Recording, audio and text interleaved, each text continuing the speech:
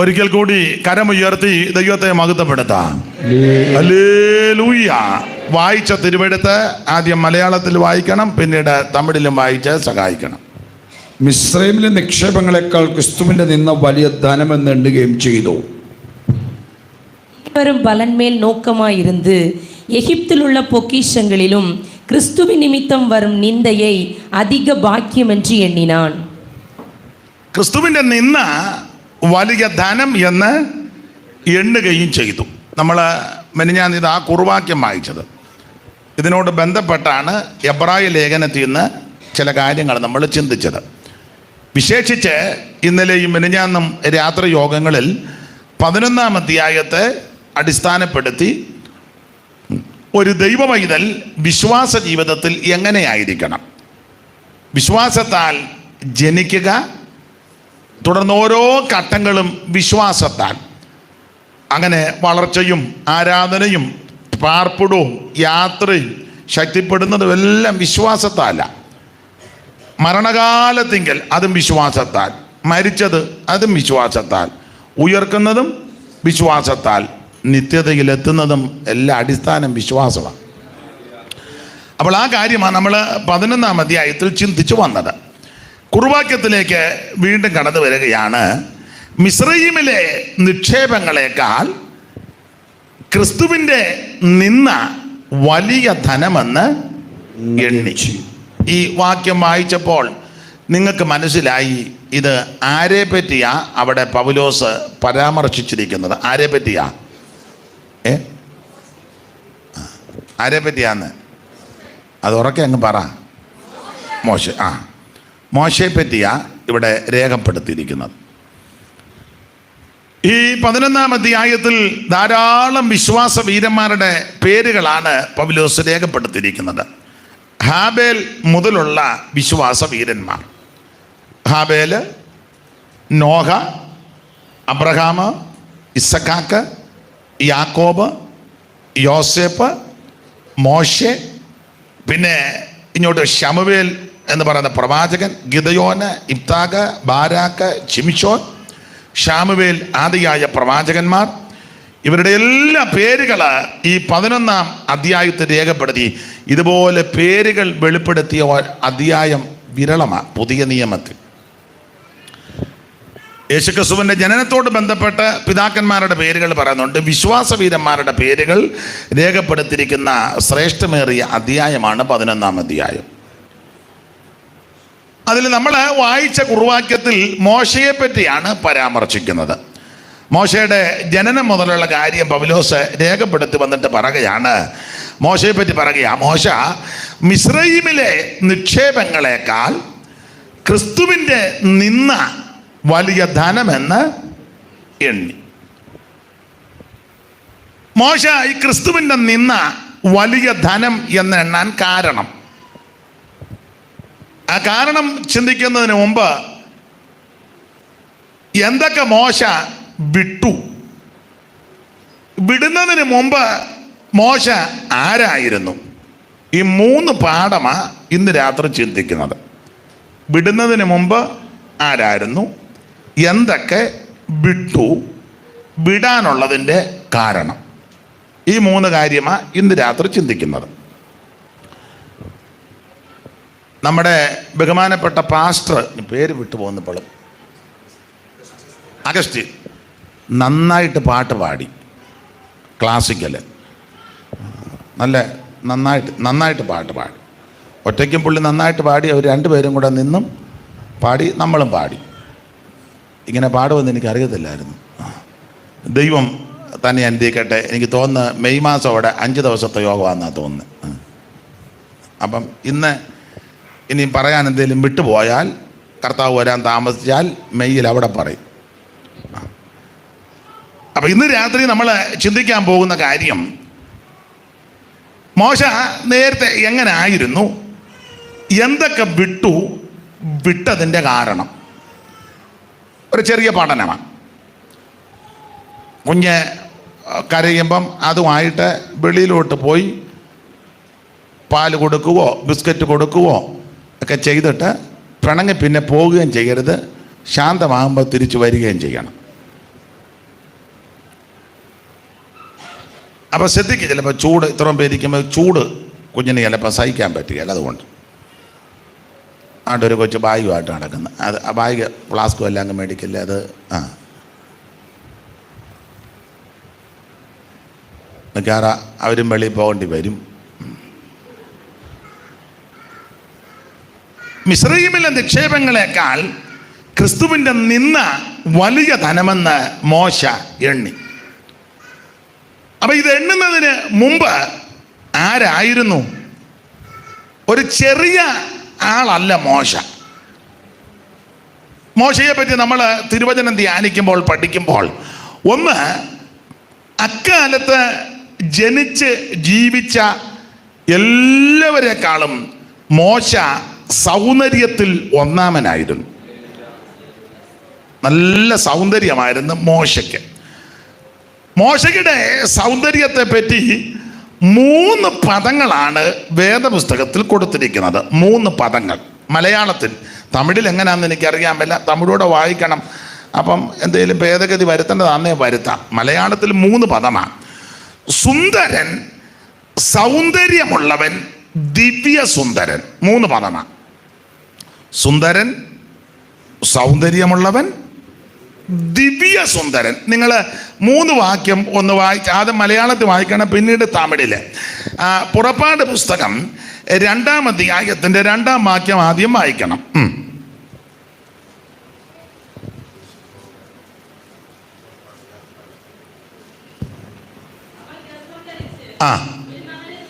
അവൾ ഗർഭം ധരിച്ച് ഒരു മകനെ പ്രസവിച്ചു. അവൻ സൗന്ദര്യമുള്ളവനെന്ന് കണ്ടു. തമിഴിൽ എങ്ങനെ? அந்த ஸ்திரீ கர்ப்பவதியாகி ஒரு ஆண் பிள்ளையை பெற்று அது அழகுள்ளது என்று கண்டு. അഴകുള്ളത്, അതാ അഴകുള്ളത്. അതായത് തമിഴാ നല്ലത്, അത് അഴകുള്ളത്. മലയാളത്തിൽ സൗന്ദര്യമുള്ളത്. ഇനി മലയാളത്തിൽ വേറൊരു പദമുണ്ട്. അത് അപ്പോസ്തോല പ്രവർത്തകരുടെ പുസ്തകം 7-ാം അധ്യായത്തിന്റെ 20-ാമത്തെ വാക്യം വായിക്കാം. പുറകിലിരുന്ന് വാക്യം വായിച്ച സഹോദരി മുൻപോട്ട് വരണം. ഈ കസേര ഇവിടുത്തെ പാസ്റ്ററുടെ ഭാര്യ ഇരിക്കുന്നതിന് പുറകിലായിട്ടിടണം. മോളെ കസേര എടുത്ത് അങ്ങോട്ട് ഇട്ട് കൊടുത്ത്. ഈ കസേര, ഒരു കസേര എടുക്കാൻ 4 പേരാണോ? ഒരാൾ പോരെ? ആ ദൈവദാസി ഇരിക്കുന്നതിൻ്റെ പുറകിലോട്ടിട്ട് കൊടുത്തിട്ട് ഇപ്പം വാക്യം വായിച്ച ആൻറ്റി മുൻപോട്ട് വന്നിരിക്കണം. അല്ലേ ഒരു കാര്യം ചെയ്യുക, പച്ചസാരി കൊടുത്ത അമ്മ മുന്നോട്ടിരുന്നേച്ച് സഹോദരി പുറകോട്ടിരുന്നാൽ മൈക്കുണ്ടല്ലോ. അപ്പം ആദ്യം ആരാ വായിക്കുന്നു വെച്ചാൽ മൈക്ക് അങ്ങോട്ടും ഇങ്ങോട്ടും, അമ്മ മുന്നോട്ടിരിക്കമ്മേ. അവിടെ ഇരിക്കും. അമ്മയ്ക്ക് ഒരു സ്ഥാനക്കയറ്റം തരിക. അമ്മ ഇനി തൊട്ട് പുറകിരിക്കേണ്ട ആളല്ല. അപ്പം നിങ്ങൾ ചടിചടാന്ന് വായിക്കും. ആദ്യം വായിക്കുന്നവർക്ക് മലയാളത്തിൽ വായിക്കണേ, മൈക്ക് അങ്ങോട്ട് കാണിച്ചു കൊടുത്തേക്കണം. ഇനി വായിച്ചേ. അക്കാലത്ത് മോശ ജനിച്ചു. അക്കാലത്ത് മോശ ജനിച്ചു, ദിവ്യ സുന്ദരനായിരുന്നു. ദിവ്യ സുന്ദരൻ കണ്ടോ? മലയാളത്തിൽ ദിവ്യ സുന്ദരൻ. തമിഴിൽ എങ്ങനെ ആ വാക്യം കൊടുത്തിരിക്കുന്നത്? അക്കാലത്തിലെ മോശെ പിറന്ന് ദിവ്യ സൗന്ദര്യമുള്ളവനായിരുന്നു. ദിവ്യ സൗന്ദര്യം. ആദ്യം തമിഴ് വായിച്ച അഴകുള്ളവൻ, ഇപ്പം വായിക്കുന്നത് ദിവ്യ സൗന്ദര്യമുള്ളവൻ. ഇനി എബ്രായ ലേഖനം 11-ാം അധ്യായത്തിന്റെ 23-ാമത്തെ വാക്യം വായിക്കണം. ആദ്യം മലയാളത്തിൽ 11:23. വിശ്വാസത്താൽ മോശയുടെ ജനനത്തിൽ ശിശു സുന്ദരൻ എന്ന് കണ്ടു. തമിഴിൽ എങ്ങനെ? വിശ്വാസത്തിനാലേ മോശെ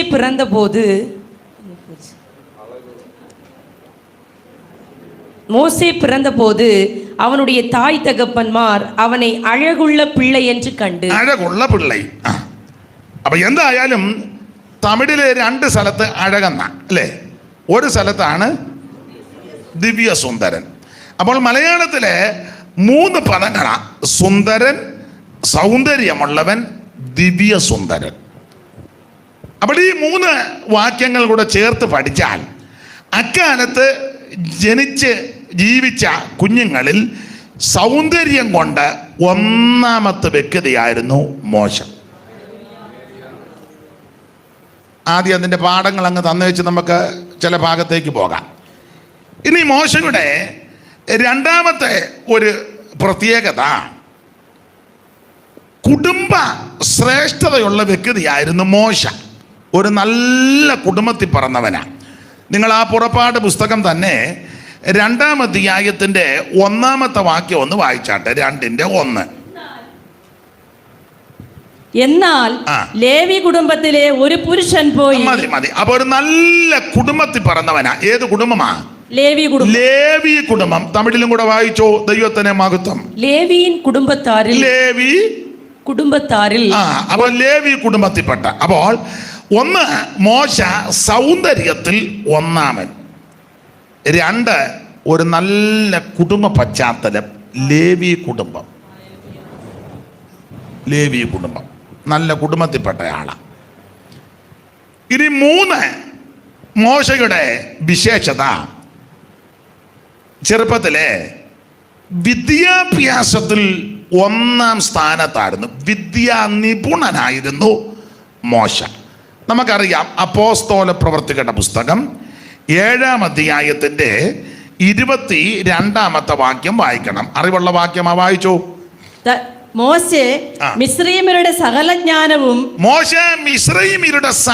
ജ്ഞാനവും അഭ്യസിച്ചു വാക്കിലും പ്രവൃത്തിയിലും സമർത്ഥനായി തീർന്നു. സ്തോത്രം. അപ്പോൾ ഇനി തമിഴ് വായിച്ചാട്ടെ. മോശെ എகிப்தியருடைய സകല സ്താത്രങ്ങളിലും കർപ്പിക്കപ്പെട്ട് വാക്കിലും ചെയ്കകളിലും വല്ലവനാണ്. അപ്പോൾ മോശയുടെ 3-ാമത്തെ വിശേഷത, വിദ്യാ നിപുണനായിരുന്നു മോശ. മലയാളത്തിൽ വായിക്കുന്നത്, മോശ മിസ്രയീമ്യരുടെ സകല ജ്ഞാനവും അഭ്യസിച്ചു. വിദ്യാഭ്യാസത്തിൽ നമ്പർ 1 ആയിരുന്നു. ഇനി 4, മോശയുടെ ഒരു പ്രത്യേകത, വലിയ നിക്ഷേപത്തിൻ്റെ ഉടമസ്ഥാവകാശം മോശക്കുണ്ടായിരുന്നു. കാരണം ആ ഒരു രീതിയിലാണ് മോശ ജനിച്ചു വളർന്നു വന്നത്. വലിയ നിക്ഷേപത്തിൻ്റെ. അതാണ് നമ്മളിപ്പോൾ എബ്രായ ലേഖനം 11-ാം അധ്യായത്തിൻ്റെ 26-ാമത്തെ വാക്യത്തിൽ വായിച്ചു. മോശ മിസ്രയീമ്യരുടെ നിക്ഷേപങ്ങളെക്കാൾ. അപ്പോൾ മിസ്രയീമിലെ നിക്ഷേപമെല്ലാം മോശയ്ക്ക് ലഭിക്കേണ്ടതാണ്. ഇനി 5, മോശയുടെ 5-ാമത്തെ ഒരു വിശേഷത, നല്ല കായബലമുള്ള ആളായിരുന്നു മോശ. ശരീരത്തിന് നല്ല ആരോഗ്യവും ബലമുള്ളയായിരുന്നു മോശ. വായിച്ചേ പുറപ്പാട് പുസ്തകം അതിൻ്റെ 2-ാം അധ്യായത്തിൻ്റെ 11-ഉം 13-ഉം 17-ഉം വാക്യം വായിക്കണം. ആദ്യം 11, 2:11. ആ കാലത്ത് മോശെ മുതിർന്ന ശേഷം അവൻ തന്റെ സഹോദരന്മാരുടെ അടുക്കൽ ചെന്ന് അവരുടെ ഭാരമുള്ള വേല നോക്കി. തന്റെ സഹോദരന്മാരിൽ ഒരു എബ്രായനെ ഒരു മിസ്രയീമൻ അടിക്കുന്നത് കണ്ടു. അവൻ അങ്ങോട്ടും ഇങ്ങോട്ടും നോക്കിയിട്ട് ആരുമില്ലെന്ന് കണ്ടപ്പോൾ മിസ്രയീമനെ അടിച്ചു കൊന്ന് മണലിൽ മറവ് ചെയ്തു. നല്ല ആരോഗ്യം. മിസ്രയീമിനെ അടിച്ച് കൊന്ന് മണലിൽ മറവ് ചെയ്തു. സ്തോത്രം. ഇനി തമിഴിൽ വായിച്ചേ. மோசே பெரியவனான காலத்தில் அவன் தன் சகோதரனிடத்தில் போய் அவர்கள் சுமை சுமக்கிறதை பார்த்து தன் சகோதரனாகிய எபிரேயரில் ஒருவனை ஒரு எகிப்தியன் அடிக்கிறதை கண்டு அங்கும் இங்கும் பார்த்து ஒருவரும் இல்லை என்று அறிந்து எகிப்தியனை வெட்டி அவனை மணலிலே புதைத்து போட்டான். അപ്പോൾ നല്ല ആരോഗ്യമുള്ള വ്യക്തിയാണ് മോശ. ദൈവത്തിന് സ്തോത്രം. നല്ല ആരോഗ്യമുണ്ട്. ഈ ആരോഗ്യത്തിൻ്റെ ഒരു തെളിവും കൂടെ, മിദ്യാനിൽ ചെന്ന് കഴിഞ്ഞപ്പോൾ അവിടെ റഗൂവേലിൻ്റെ പെൺപിള്ളേര് വെള്ളം കുടിപ്പിക്കാൻ, ആടിനെ വെള്ളം കുടിപ്പിക്കാൻ വന്നപ്പം അവിടെ ഒരു ചെറിയ പ്രശ്നം. അന്നേരവും മോശ മറ്റേ ഇടയന്മാരെ ആട്ടിക്കളഞ്ഞേച്ച് പെട്ടെന്ന് പ്രശ്നം പരിഹരിച്ച് ഇവരുടെ ആടുകൾക്ക് വെള്ളം കുടിപ്പിച്ചു. നല്ല കായബലമുള്ളത് കൊണ്ടാണ്. അപ്പോൾ നല്ല ആരോഗ്യമുള്ള ആളായിരുന്നു മോശ. കായബലം. 6, മോശയുടെ 6-ാമത്തെ പ്രത്യേകത, നല്ല ധൈര്യശാലിയായിരുന്നു. സ്തോത്രം. നല്ല ധൈര്യശാലി. അതിനൊരു തെളിവ്, നിങ്ങൾ ആ പുറപ്പാട് പുസ്തകം 32-ാം അധ്യായത്തിൻ്റെ 20-ഉം 28-ഉം ഒന്ന് വായിച്ചേ. 20 മുതൽ 28 വരെ വായിക്കേണ്ടത്. 20-ാം വാക്യം മുതൽ അത് വായിച്ചേ. അവർ ഉണ്ടാക്കിയിരുന്ന കാളക്കുട്ടിയെ അവനെടുത്ത് തീയിലിട്ടു ചുട്ട് അരച്ച് പൊടിയാക്കി വെള്ളത്തിൽ വിതറി ഇസ്രായേൽ മക്കളെ കുടിപ്പിച്ചു. അത് ധൈര്യമുള്ളത് കൊണ്ടാണ്. മെയിൻ വിഷയം ദൈവകൃപയാ. ദൈവകൃപ തന്നെയല്ല, നല്ല ധൈര്യമുണ്ട്. യുവന്മാർ പെണ്ണുങ്ങളുടെ കുണുക്കെല്ലാം കൂടെ മേടിച്ചാൽ അടിച്ച് പരത്തി കാളക്കൊട്ടി ഉണ്ടാക്കിയത്. അത് പുള്ളി ആരോടും ചോദിച്ചില്ല, എടുത്ത് ചുട്ട് ഇടിച്ച് പൊടിയാക്കി ഇവനെ എല്ലാം കുടിപ്പിച്ച്. അത് ധൈര്യമുള്ളത് കൊണ്ടാണ്. ഞാൻ ആ ഭാഗത്തേക്ക് പിന്നെ വരുന്നുണ്ട്. നല്ല ധൈര്യശാലിയാണ്. അപ്പോൾ മോശയെ പറ്റി നമ്മൾ ഒരു 7 പാഠമാണ് ഇന്ന് പ്രാരംഭത്തിൽ ചിന്തിച്ചത്. നേരത്തെ എങ്ങനെ ആയിരുന്നെന്നുള്ളതാണ്. 1, നല്ല സൗന്ദര്യമുള്ള വ്യക്തി. 2, കുടുംബ ശ്രേഷ്ഠതയുള്ളവൻ. 3, വിദ്യാ നിപുണൻ. 4, വലിയ നിക്ഷേപത്തിൻ്റെ ഉടമസ്ഥൻ. 5, നല്ല കായബലമുള്ള വ്യക്തി. 6, നല്ല ധൈര്യശാലി. 7, മോശയുടെ 7ാമത്തെ വിശേഷത അധികാരമുള്ളവനാ. എന്ന് പറഞ്ഞാൽ തൻ്റെ മുൻപിൽ ഒരു അധികാര കസേരയുണ്ട്.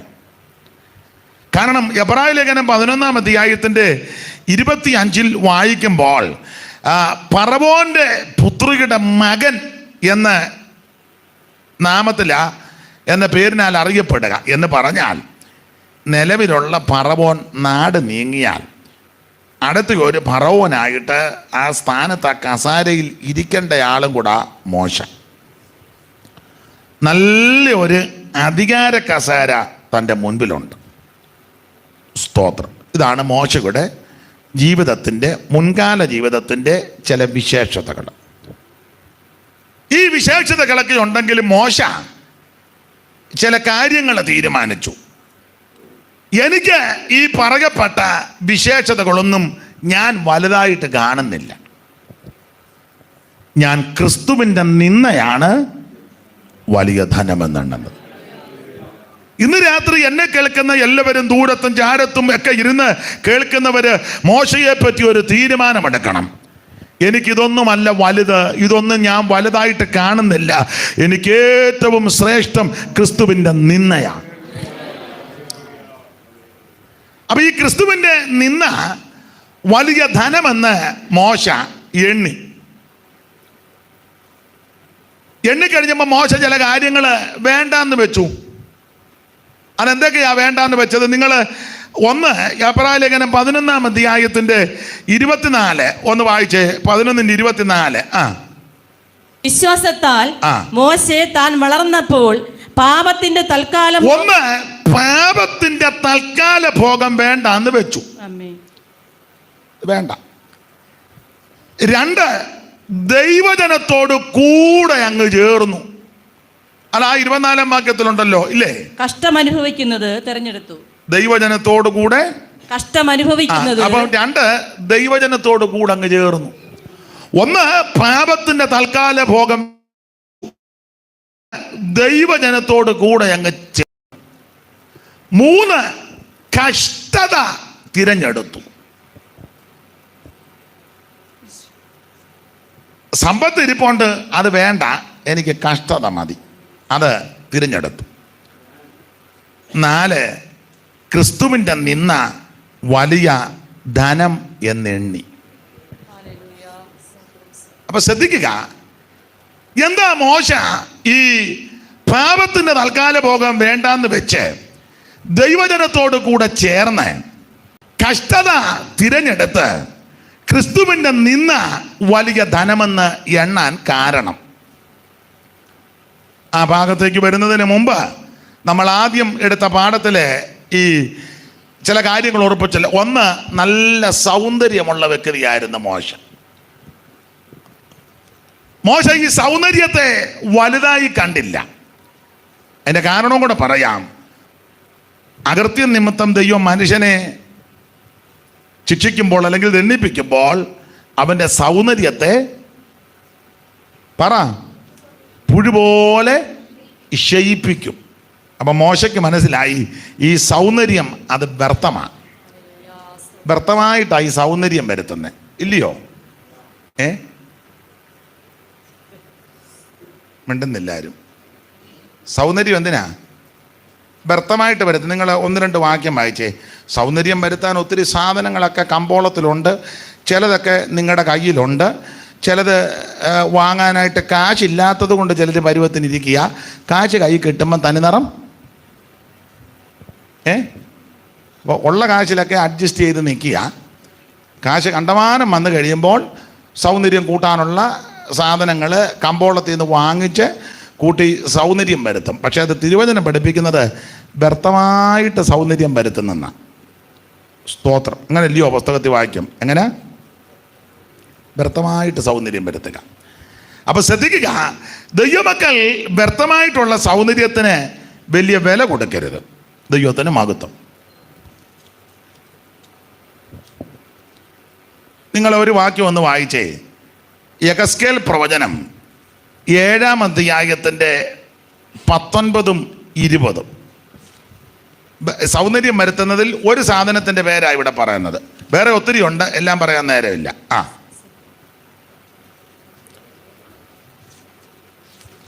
ഈ വായിക്കുകയല്ലേ? യെഹെസ്കേൽ പ്രവചനം 8-ാം അധ്യായത്തിൻ്റെ 19-20 വാക്യം ഒന്ന് വായിക്കണം.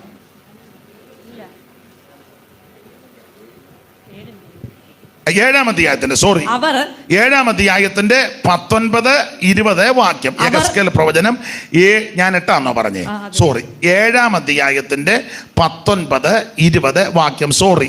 അവർ തങ്ങളുടെ വെള്ളി വീഥികളിൽ എറിഞ്ഞു കളയും. അവർ തങ്ങളുടെ വെള്ളി വീഥികളിൽ എറിഞ്ഞു കളയും. പൊന്ന് അവർക്ക് മലമായി തോന്നും. പൊന്ന് അവർക്ക് മലമായിട്ട് തോന്നും. മലയാളത്തിൽ മലവെന്ന, തമിഴിൽ എന്തുവാ എഴുതി വെച്ചേക്കെന്ന് വായിച്ചേ. തങ്ങൾ വെള്ളിயை தெருக்களில் எறிந்து விடுவார்கள். அவர்களுடைய பொன் வேண்டா வெறுப்பாய் இருக்கும். வேண்டா வெறுப்பாய் இருக்கும் എന്ന് പറഞ്ഞാൽ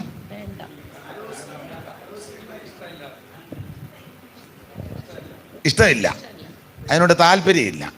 അപ്പം മലയാളമാണ് അവിടെ കുറച്ചുകൂടെ നല്ലത്.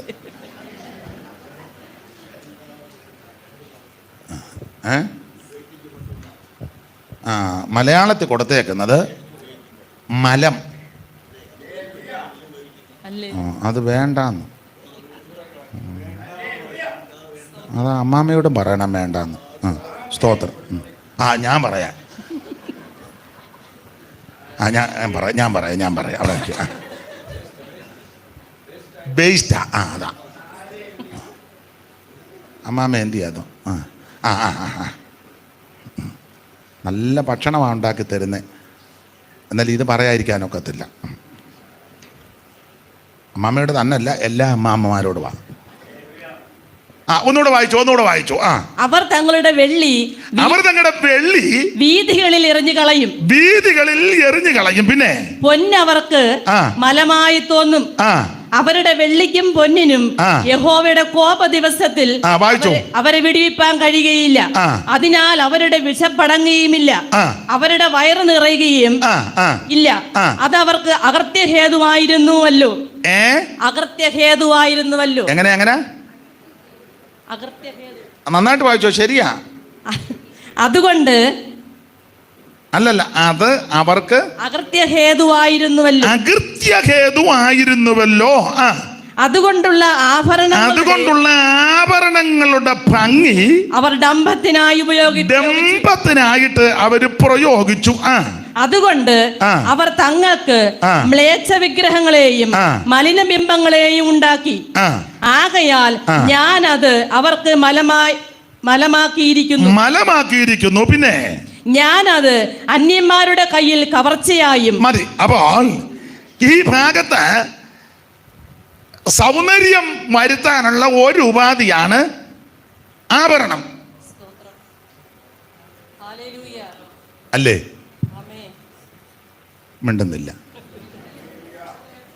പാസ്റ്ററെ, ഞാൻ ആഭരണം വിട്ട് അന്ന് മുതലാണ് ആത്മീയമായിട്ട് ഒന്നുകൂടെ ബലപ്പെട്ടത്. അങ്ങനെ മനസാക്ഷി പറയുന്നെങ്കിൽ അവർ എഴുന്നേറ്റ് നിൽക്കണം. പക്ഷേ ഞാൻ ആഭരണം വിട്ട് അന്ന് മുതലാണ് എനിക്ക് ആത്മീകമായിട്ട് കുറച്ചുകൂടെ ഉണർവും ചൈതന്യവും. ഇതിട്ടേ പിന്നെ ഞാൻ ഒത്തിരി പ്രാർത്ഥിക്കാൻ തുടങ്ങി. ഇതിട്ടേ പിന്നെ ഞാൻ ഒറ്റ കൂട്ടായ്മ മുടക്കുന്നില്ല. അങ്ങനെ മനസാക്ഷി പറയുന്നുണ്ടെങ്കിൽ, ദൈവസന്നിധിയിൽ പ്രാഗൽഭ്യമുണ്ടെങ്കിൽ അങ്ങനെയുള്ളവരൊന്ന് എഴുന്നേറ്റ് നിൽക്കുകയാണെങ്കിൽ നിങ്ങളെ ഓടിക്കാനോ വഴക്ക് പറയാനില്ല, എനിക്ക് നിങ്ങളിൽ നിന്ന് ചില കാര്യങ്ങൾ പഠിക്കേണ്ടതായിട്ടുണ്ട്.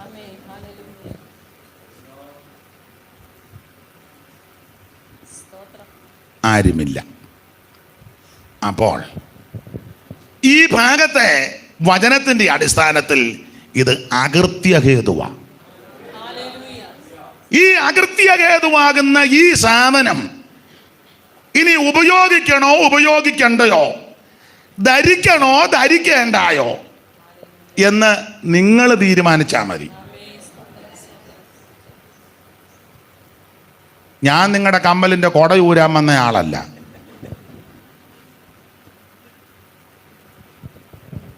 അത് നിങ്ങൾക്ക് വിട്ടുതരിക. ഞാൻ എഴുതിക്കൊണ്ട് വന്നതുമല്ല, ഇവിടെയുള്ള രണ്ടുപേരെ കൊണ്ടാണ് ഞാൻ വായിപ്പിച്ചത്. എൻ്റെ ബൈബിളാ കൊടുത്തിരുന്നെങ്കിൽ പറഞ്ഞാൽ അത് അയാളുടെ ബൈബിളിൽ മാത്രം ഉള്ളെന്ന് അല്ല. നിങ്ങളുടെ മൈക്ക് കൊണ്ട് നിങ്ങളിൽ രണ്ടുപേരെ കൊണ്ടാണ് ഈ കാര്യം വായിച്ച് കേൾപ്പിച്ചത്. എല്ലാ വേദപുസ്തകത്തിലും ഇത് എഴുതിയിട്ടുണ്ട്. ഇത് അകൃത്യഹേതുവാണ്. അതുകൊണ്ട് എന്നെ കേൾക്കുന്ന ദൈവമക്കളോട് പറയാം, അകൃത്യഹേതുവായ ഈ സാധനം നീ കൊണ്ട് നടക്കാതിരിക്കുന്നതാ നല്ലത്.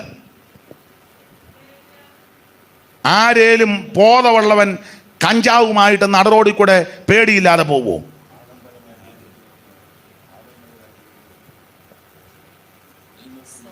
പിന്നെ എന്നതിനാ അത് ഉപയോഗിക്കുന്നു?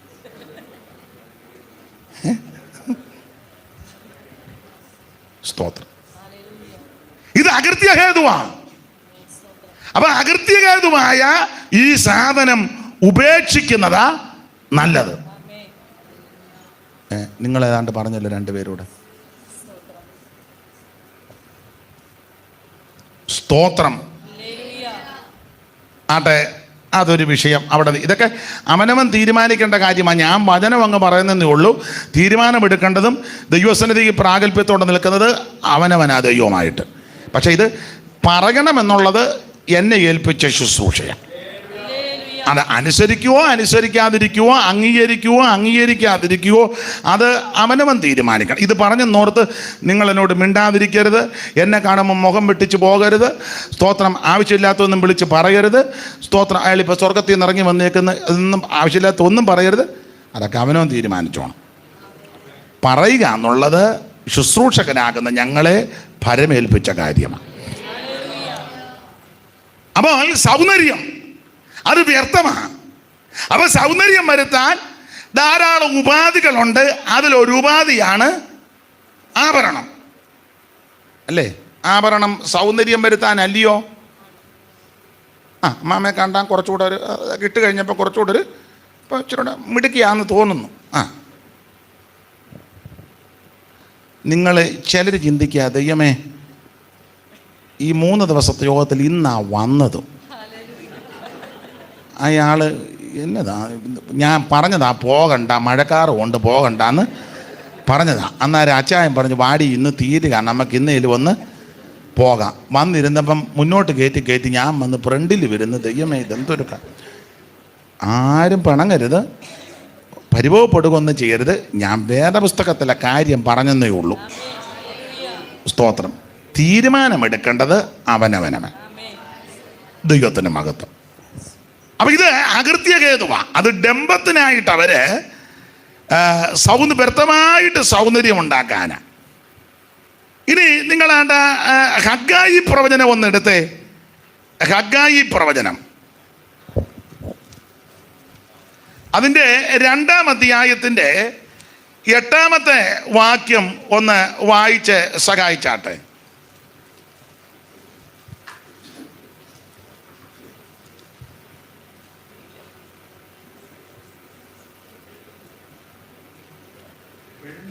ഹഗ്ഗായി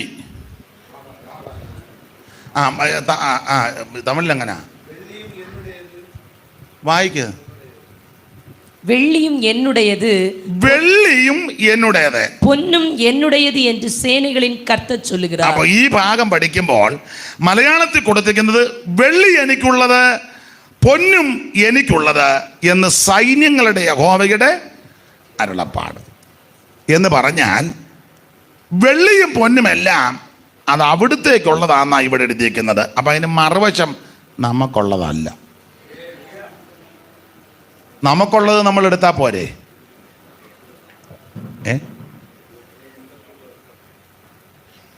ഇത് വിഷയമാണല്ലോ.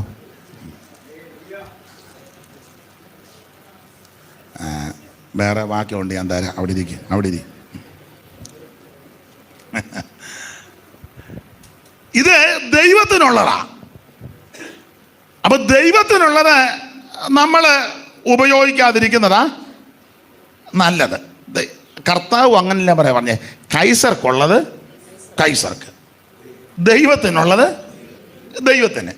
അപ്പം ഹഗായി പ്രവചനത്തിൽ വായിക്കുന്നത് ഇത് ദൈവത്തിനുള്ളതാണ്. അതെടുത്ത് ചുരുട്ടി പിടിച്ച് നമ്മൾ ഇരിക്കാതിരിക്കുന്നതാ നല്ലത്. അടുത്തത്, ഈ ദൈവത്തിനുള്ളത് എടുത്ത ഇവർ കാളക്കുട്ടിയെ ഉണ്ടാക്കി. അത് ദൈവത്തിനുള്ളതാ. ആ ദൈവത്തിനുള്ളത് ഇവന്മാരെല്ലാം കൂടെ തട്ടിക്കൂട്ടിയെടുത്തേച്ച് അവരൊരു ദൈവത്തെ ഉണ്ടാക്കി. അങ്ങനെയുണ്ട്, നല്ല മിടുക്കരാ.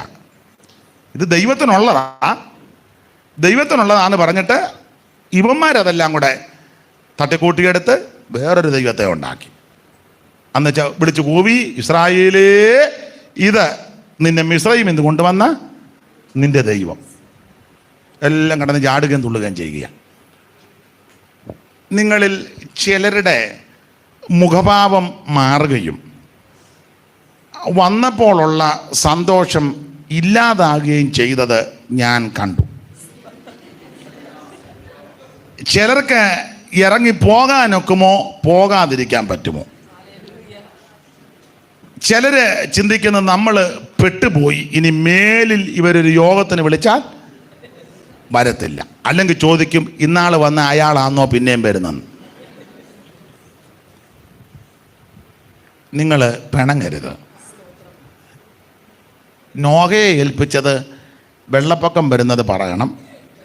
വെള്ളപ്പൊക്കം വരുന്നുണ്ട്, പെട്ടകം പണിയുന്നുണ്ട്, വെള്ളം കുടിച്ച് യാകാതിരിക്കാൻ ഇതിനകത്തൂടെ കയറി രക്ഷപ്പെടണം. നോഹയെ ഏൽപ്പിച്ചത് ഇതേ ഉള്ളൂ. അല്ലാതെ 5-6 പിടിച്ച് വലിച്ച് പെട്ടകത്തിനകത്ത് ഇട്ടേച്ച് വാതിലും പൂട്ടി അവിടെ കിടക്കും, ഞാൻ പിന്നെ പോയിട്ട് ഒരു 5 കൂടെ കൊണ്ടുവരാം. ഇല്ലല്ല, ഇതൊന്നും നോഹയെ ഏൽപ്പിച്ചതല്ല. നോഹയെ ഏൽപ്പിച്ചത് വിളിച്ച് പറയുക, അനുസരിക്കുന്നവരും വിശ്വസിക്കുന്നവരും ഇതിനകത്ത് കയറും, അവർക്ക് ആ രക്ഷ. അപ്പൊ ഞങ്ങളെ ഏൽപ്പിച്ചത് വിവരം പറയുക എന്നുള്ളതാണ്. തീരുമാനമെടുക്കുന്നതും അംഗീകരിക്കുന്നതും പ്രതിഷ്ഠിക്കുന്നത് ദൈവം നിങ്ങളെ ഏൽപ്പിച്ചിരിക്കുകയാണ്. പോസ്റ്റ്മാൻ്റെ ജോലി കത്ത് കൊടുക്കുക എന്നുള്ളതാണ്. അല്ല, കത്ത് കൊടുത്തു കഴിഞ്ഞ് കത്തിനകത്ത് ഉള്ളടക്കുക, ജോയിക്കുട്ടി പിന്നെ ആക്സിഡൻ്റ് ഉണ്ടായി അത്യാസന നിലയിൽ കിടക്കുന്ന വരണം. താനിത് പറയാനാണോ ഇങ്ങോട്ട് വന്ന് പറഞ്ഞാൽ പോസ്റ്റ്മാൻ്റെ കൊങ്ങാക്കി പിടിച്ചാലോ? പുള്ളിയെ ഏൽപ്പിച്ച കാര്യമല്ലേ. ജോയിക്കുട്ടി ബൈക്കിൽ നിന്ന് വീണ് ആക്സിഡൻ്റ് ഉണ്ടായത് പോസ്റ്റ്മാൻ തന്നെ. അപ്പം ഇത് പറയേണ്ട കാര്യം ഞങ്ങളെ ഏൽപ്പിച്ചതാണ്. ഞാൻ ആ ഭാഗം അങ്ങ് നിർത്തുക, നിങ്ങൾക്ക് മനസ്സിലാക്കാൻ വേണ്ടി തന്നേ ഉള്ളൂ. ഇനി പുതിയ നിയമത്തിലേക്ക് വരുമ്പോൾ അപ്പോസ്തലന്മാരുടെ കയ്യിൽ 1 ഗ്രാം സ്വർണം പോലും ഇല്ലായിരുന്നു. 1 ഗ്രാം, പിന്നല്ലേ അരപ്പവൻ. 1 ഗ്രാം സ്വർണം പോലും അപ്പോസ്തലന്മാരുടെ കയ്യിലില്ലെന്ന്.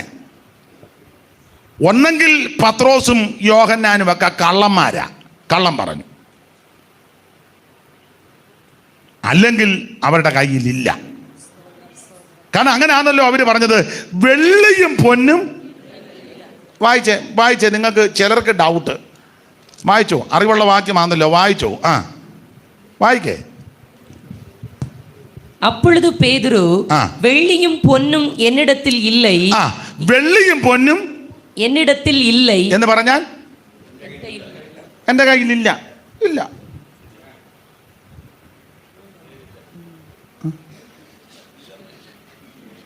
പിന്നെ മുമ്പേ പറഞ്ഞു,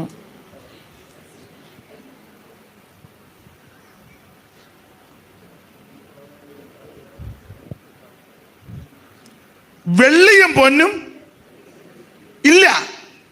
അല്ലെങ്കിൽ പത്രോസ് അല്ലേ പറഞ്ഞാലും, സഹോദര, വെഡ്ഡിങ് റിങ്സ് മാത്രമേ അത് വിവാഹ നിശ്ചയത്തിന് ഇട്ട മോതിരം മാത്രമേ എൻ്റെ കയ്യിൽ ഉള്ളൂ, വേറെ ആഭരണങ്ങളൊന്നും. അപ്പോൾ ഒരു മോതിരം പോലും കയ്യിലില്ലെന്നുള്ളതല്ലേ പരമാർത്ഥം? അതാ, ഇത്ര അറിഞ്ഞാൽ മതി. ഇനിയും വേണ്ടരുത് ഈ വിഷയം സംബന്ധിച്ച്. അപ്പോൾ വെള്ളിയും പൊന്നും ഞങ്ങളുടെ കൈവശം ഇല്ല. എന്നെ കേൾക്കുന്ന പ്രിയരെ, അപ്പോസ്തലന്മാർ കള്ളം പറയുകയല്ല. അപ്പോസ്തലിക കാലത്ത് ഇങ്ങനെയുള്ള യാതൊരു കാര്യങ്ങൾ ഇവരുടെ ഇല്ല. പക്ഷെ പത്രോസ് പറഞ്ഞതിൻ്റെ ആശയം ഇതാ, സഹോദര, വെള്ളിയും പൊന്നും ഞങ്ങളുടെ കൈവശമില്ല, പക്ഷേ വെള്ളിയേക്കാൾ പൊന്നിനേക്കാൾ വില മതിക്കുന്ന ഒന്നുണ്ട്. അത് മറ്റൊന്നുമല്ല, നസറായനാകുന്ന യേശുക്രിസ്തു. Praise the Lord. വെള്ളിയേക്കാൾ പൊന്നിനേക്കാൾ വിലമതിക്കുന്ന ഒന്നേ ഉള്ളൂ, നസറയനാകുന്ന യേശുക്രിസ്തു. പൊന്നിലും തങ്കത്തിലും ആഗ്രഹിക്കത്തക്ക വചനം, തേനിലും തേൻകട്ടയിലും മധുരമുള്ള വചനം. Price the Lord. അതുകൊണ്ട് യേശുവിന്റെ നാമത്തിൽ നീ എഴുന്നേറ്റ് നടക്കാം. പറഞ്ഞു കഴിഞ്ഞപ്പോൾ അവനെ നരിയാണ് ഉറച്ച് അവൻ ചാടി എഴുന്നേറ്റ് തുള്ളിയും ചാടിയും ദൈവത്തെ മഹത്വപ്പെടുത്തി. Price the Lord. വെറും വെള്ളിയല്ല എന്നെ വാങ്ങുവാൻ, പൊൻവൈരമോ അല്ല മറുവിലയാ.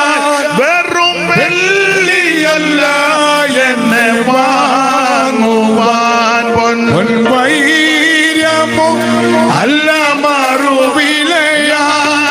N പേർക്കുയാഗമായി തീർന്നവനാ, N പേർക്കുയാഗമായി തീർന്നവനാ. ദൈവ കുഞ്ഞാട്ടി വിലയേറും രക്തത്താൽ എന്നെ ദൈവ കുഞ്ഞാട്ടി വിലയേറും രക്തത്താൽ എന്നെ വീണതിനാൽ ഞാൻ പാടുമീ നാളിനി മോദാ. വിലയേറും രക്തത്താൽ എന്നെ വീണതിനാൽ ദൈവ കുഞ്ഞാട്ടി വിലയേറും രക്തത്താൽ എന്നെ വീണതിനാൽ.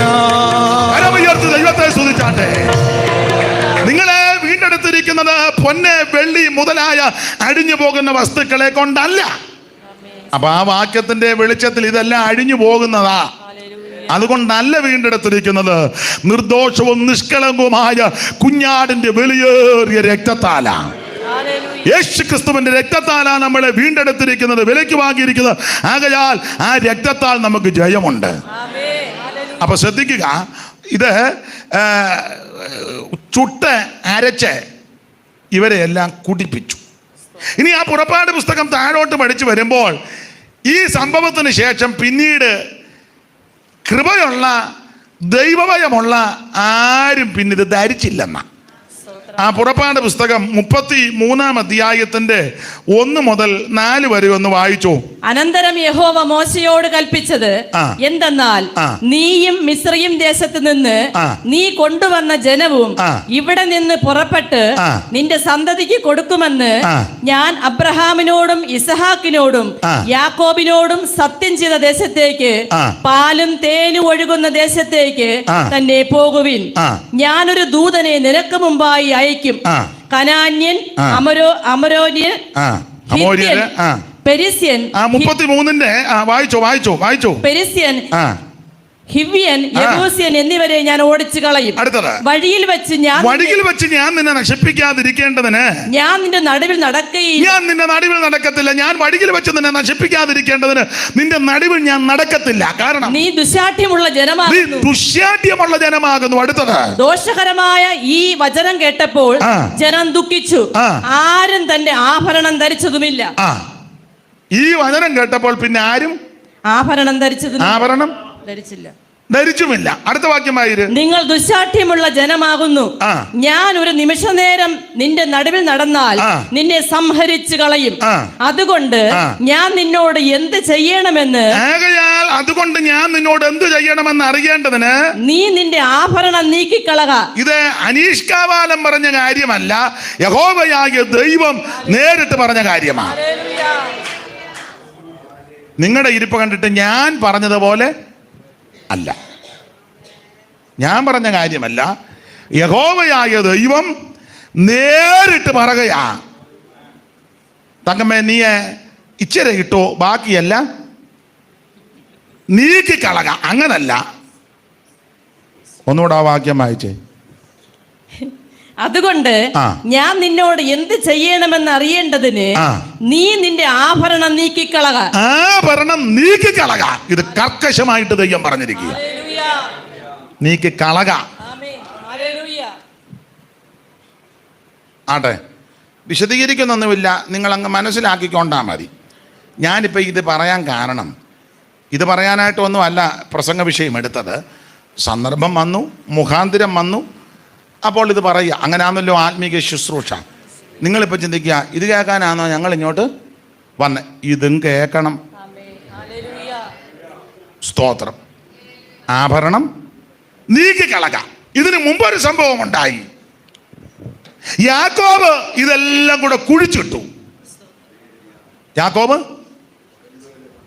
കുഴിച്ചിട്ടു. അങ്ങനല്ലേ 35 മുതൽ ഒന്ന് വായിച്ച ഉൽപ്പത്തി 35:1 മുതൽ ഒന്ന് വായിച്ച ബേഥേലിലോട്ട് പോകാൻ പോവുക. വായിക്കേ. ദേവൻ യാക്കോബെ, അല്ല, മലയാളത്തിൽ ഒന്ന് വായിച്ചേച്ച് നമ്മളിലൂടെ ഒന്ന് വായിക്കാം. ഉൽപ്പത്തി പുസ്തകം 35-ാം അധ്യായത്തിന്റെ 1 മുതൽ താഴോട്ടുള്ള വായിച്ചോ. അനന്തരം ദൈവം യാക്കോബിനോട്, നീ പുറപ്പെട്ട് ബേഥേലിൽ ചെന്ന് പാർക്ക.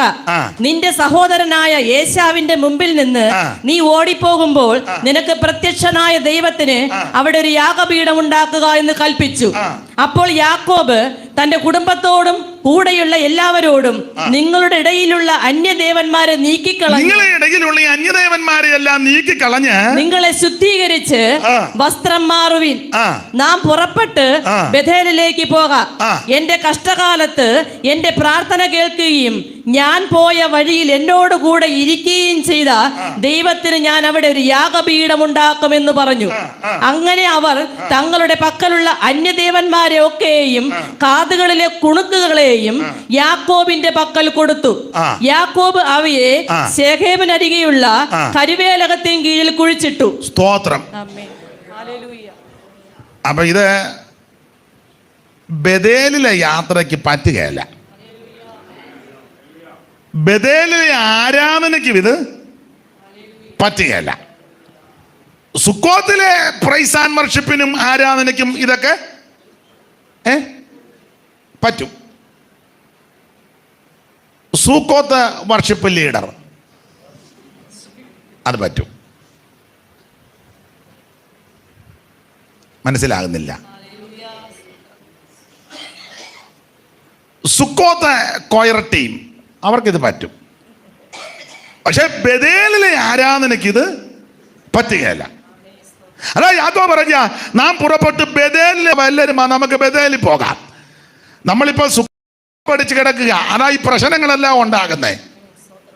പെങ്കച്ചൊരണം പരുവക്കേടായി. 34 ശിമയോനും ലേവിയും വാളെടുത്ത് വെട്ടാൻ പോയി, പരുവക്കേടായി.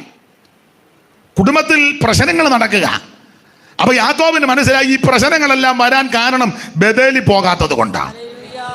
കച്ചതയുടെ തീച്ചൂളയിൽ കൂടി കടന്നു പോയപ്പോൾ, പ്രതികൂലത്തിന്റെ തീച്ചൂളയിൽ കൂടി കടന്നു പോയപ്പോൾ ബേഥേലിൽ വെച്ച് ദൈവം വെളിപ്പെട്ടു. ഒരു ഗോവണി കണ്ടു. ആ സ്വർഗത്തോളം എത്തുന്ന ഗോവണി ദൂതന്മാരെ കയറുകയും ഇറങ്ങുകയും ചെയ്യുക. അന്ന് രാത്രി യാക്കോബിനോട് ദൈവം ഇടപെട്ടു. ദൈവം സംസാരിച്ചു. ദൈവം ബലപ്പെടുത്തി. യാക്കോബ് ഉറക്കമുണർന്ന്, അയ്യോ ഈ സ്ഥലം എത്ര ഭയങ്കരം, ഏതോ ഈ സ്ഥലത്തുണ്ടായിരുന്ന സത്യം ഞാനോ ഇത് അറിഞ്ഞില്ല. ഇത് ദൈവത്തിന്റെ ആലയമല്ലാതെ മറ്റൊന്നല്ല. തലയണയായി വെച്ച കല്ലെടുത്ത് തൂണാക്കി നിർത്തി എണ്ണയൊടിച്ച് അഭിഷേകം ചെയ്ത് ഒരു തീരുമാനമെടുത്തു. ആമേൻ, സ്തോത്രം. യാക്കോബ് ഒരു നേർച്ച നേർന്ന 20:20 യാക്കോബ് ഒരു നേർച്ച നേർന്നു. ദൈവം എന്നോട് കൂടെ ഇരിക്കുകയും ഞാൻ പോകുന്ന യാത്രയിൽ എന്നെ കാത്ത് എനിക്ക് ഭക്ഷിപ്പാൻ ആഹാരവും ധരിപ്പാൻ വസ്ത്രവും നിന്ന് എന്നെ എൻ്റെ അപ്പൻ്റെ വീട്ടിൽ സൗഖ്യത്തോടെ മടക്കി വരുത്തുമെങ്കിൽ യഹോവ എനിക്ക് ദൈവമായിരിക്കും. ഞാൻ തൂണായി നിർത്തിയ ഈ കല്ല് ദൈവത്തിന്റെ ആലയമാകും. തന്നെയുമല്ല, നീ എനിക്ക് തരുന്നതിന് ഞാൻ കൃത്യം ദശാംശവും തരും. ദൈവം ഇത് മുദ്ര വെച്ചു. ഭക്ഷിപ്പാൻ ആഹാരം തരണമെന്നാ പറഞ്ഞ് തിന്നിവൻ രൂപാട് വന്നു. വസ്ത്രം തരാൻ പറഞ്ഞു. ഇഷ്ടം പോലെ വസ്ത്രം, ഇഷ്ടം പോലെ വസ്ത്രം. പിള്ളേര് ആവശ്യത്തിന്, സമ്പത്ത് എണ്ണിത്തിട്ടപ്പെടുത്താൻ പറ്റാത്ത വിധത്തിൽ. അപ്പൊ സമ്പത്തായി, പിള്ളേരായി, ചുറ്റുപാടായി, പരുവക്കേടെല്ലാം മാറി. അന്നേരം പുള്ളി ബഥേലിൽ പോകുന്നില്ല. പുള്ളി സുക്കോത്തിൽ ചെന്ന ഉടനെ പുള്ളി ഒരു വീട് പണിതു. എന്നിട്ട് കന്നുകാലിക്കല്ല ഒരു തൊഴുത്തും കെട്ടി. ഫാമേ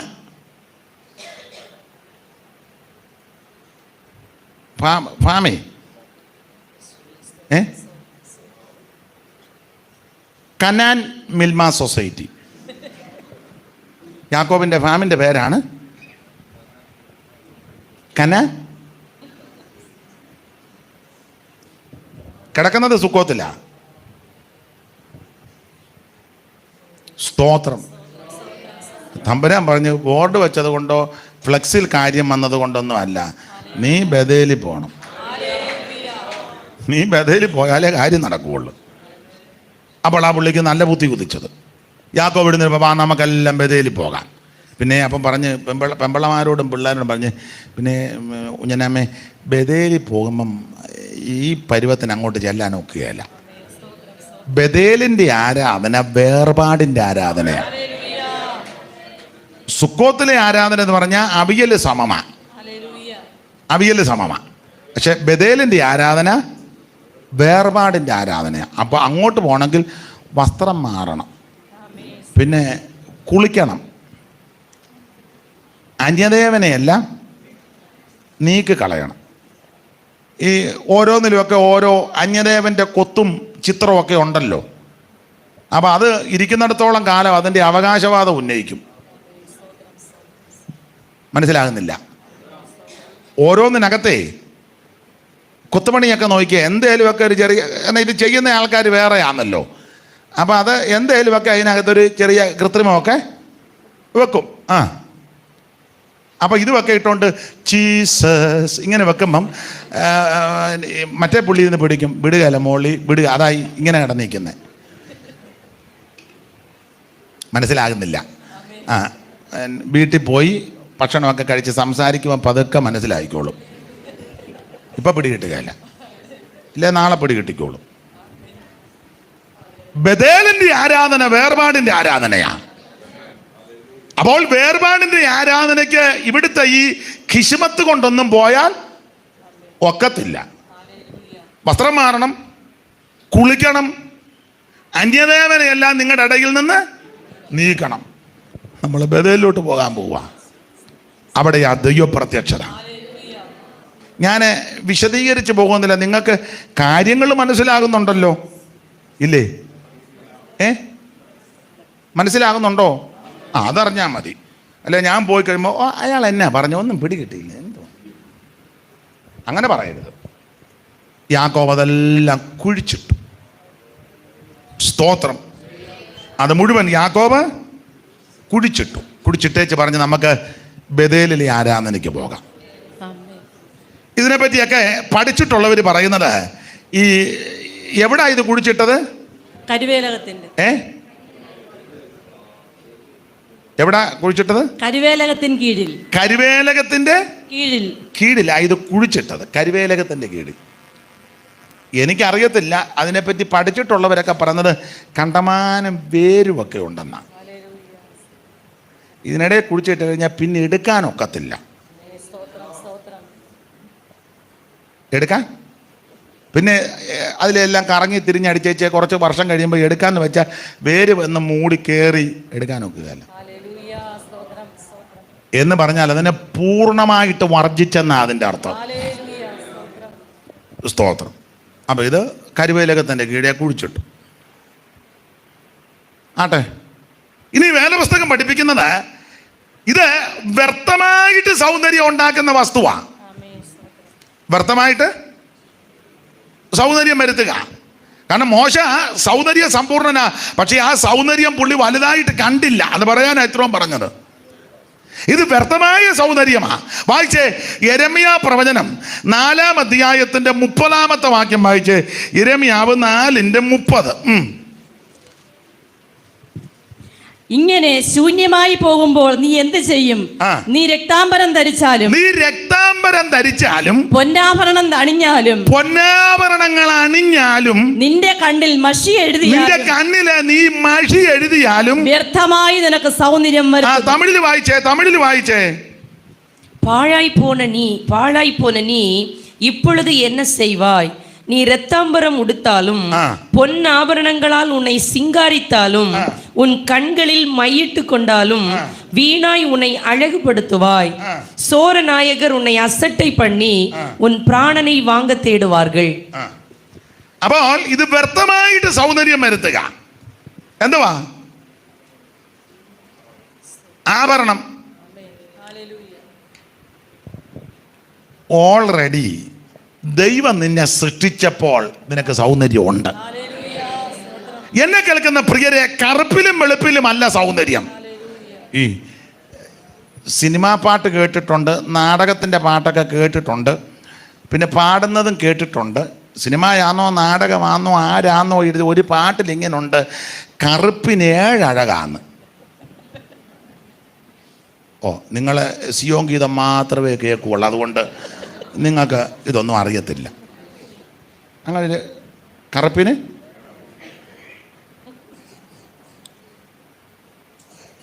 അല്ല, രാവിലെ കണ്ണാടി പോയി നോക്കുക, കണ്ണാടിയും തല്ലി പൊട്ടിച്ച് കണ്ണാടി മേടിച്ചവനെ തെറിയും പറഞ്ഞേച്ച് വരികയല്ല. നോക്കിയപ്പം കറുത്തിരിക്കുക, കറുപ്പിന് അഴക്. അതെ, നല്ല അഴക. വെളുപ്പിനേക്കായാലും സൗന്ദര്യം കറുപ്പിനാണെന്ന്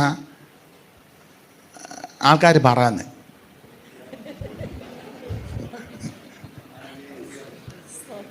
ഇനി ഹൈന്ദവർ പറയുന്നത് കൃഷ്ണന് കറുപ്പ് നിറവാന്ന. പിന്നെ അവർ കുറച്ചുകൂടെ അതൊക്കെ ഒന്ന് ബൈബിളിൽ വെച്ച് കാർവർണ്ണൻ അല്ലേ, മേഘവർണ്ണൻ. അമ്മ ഉറങ്ങുകയെന്നോ? അമ്മേ മറ്റേ കസാരയാന്നേ കൈ വെക്കാറുണ്ട്, ഇത് താഴെ പോവും. അപ്പം രണ്ട് വശത്തും കൈയില്ലെന്ന് ഓർത്തോണം.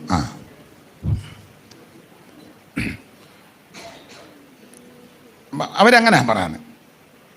നമ്മൾ സ്കൂളിൽ പഠിച്ചതാ, മലയാള നാട്ടിൽ സ്കൂളിൽ പഠിച്ചതാ. കാർവർണ്ണൻ തന്നൂടെ കൺമുനയായൊരു കാർവണ്ടു വന്നിങ്ങു മെല്ലെ മെല്ലെ. കാർവർണ്ണൻ തന്നൂടെ കൺമുനയായൊരു കാർവണ്ടു വന്നിങ്ങു മെല്ലെ മെല്ലെ. പാടാൻ നേരമില്ല, ഇതെല്ലാം വണ്ട്, അതും കറുത്തതാ. പക്ഷേ ഞങ്ങളുടെ അവിടെ ഈയിടെ ഒരു വെള്ളവണ്ട് വന്ന്. വണ്ടില്ലേ, വണ്ട്. യോ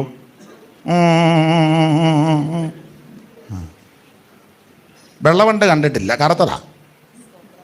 എന്തായാലും കറുപ്പും വെളുപ്പും അല്ല വിഷയം. വെളുത്തവര് മോശക്കാരാന്നും കറുത്തവര് മാത്രം നല്ലതാന്നും കറുത്തവര് മോശക്കാരാന്നും വെളുത്തത് മാത്രം നല്ല എന്നല്ല വാദം. ഓരോരുത്തരെയും ദൈവം ഈ ഭൂമിയിൽ സൃഷ്ടിച്ചപ്പോൾ അവർക്ക് ദൈവം സൗന്ദര്യം തന്നിട്ടുണ്ട്. ഇവിടെ ഇരിക്കുന്ന എല്ലാവരും സൗന്ദര്യമുള്ളവരാ, ഇല്ലേ? ഇല്ലേ? പറ. ഒരു ഉദാഹരണം പറയാം. പിള്ളേര് വന്നിട്ടുണ്ടോ? എന്തിയെ? ആരാ കുഞ്ഞ്?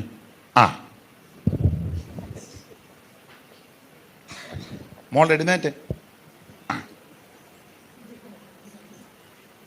ഇത്രയും പിള്ളേരുടെ കൂട്ടത്തിൽ നമ്മുടെ ദൃഷ്ടിയിൽ ഇവക്കല്ലേ സൗന്ദര്യം? പറ.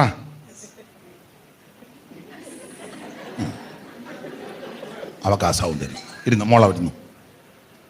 ഓരോരുത്തർക്കും മറ്റു കുഞ്ഞുങ്ങൾ ഏത് വിലയേറിയ വസ്ത്രം ധരിച്ചാലും എന്തൊക്കെ സാധനങ്ങൾ അണിഞ്ഞാലും വന്നാലും അവനവന്റെ കുഞ്ഞായ ഏറ്റവും സൗന്ദര്യം.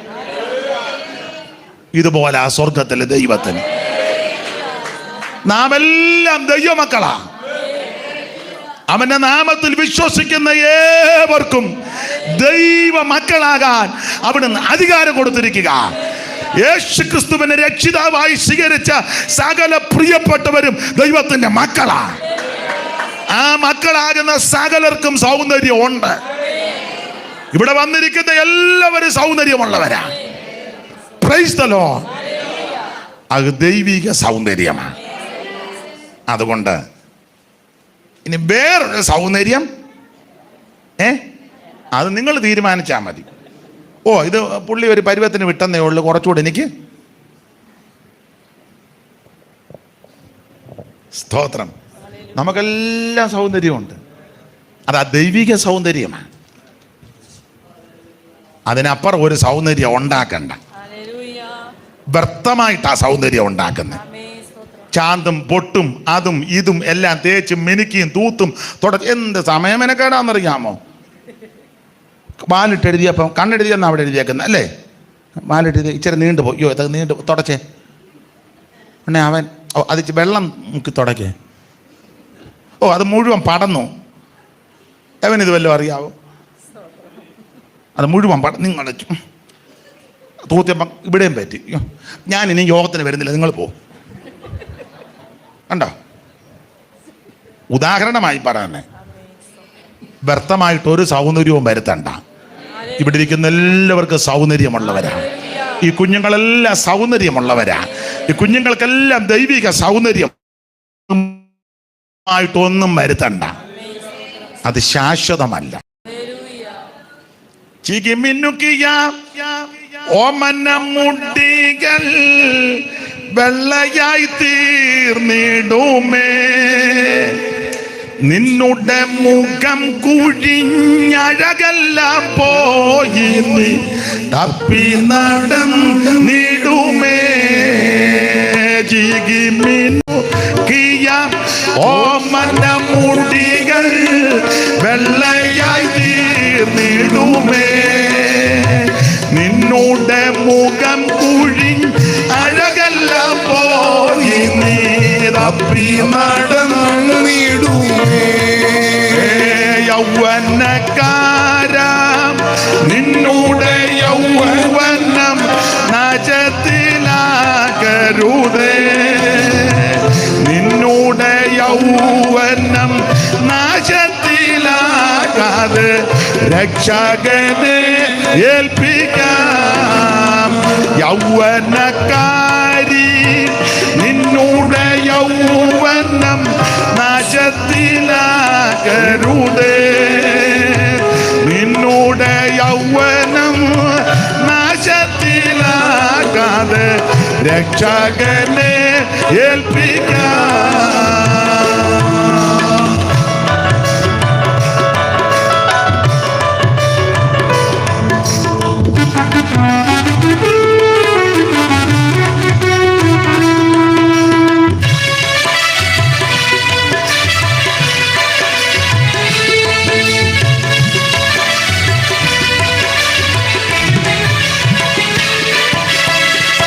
അത്തിമരത്തിൻ ഫലമെടുപ്പതിനായി നാഥൻ വരും അളവിൽ.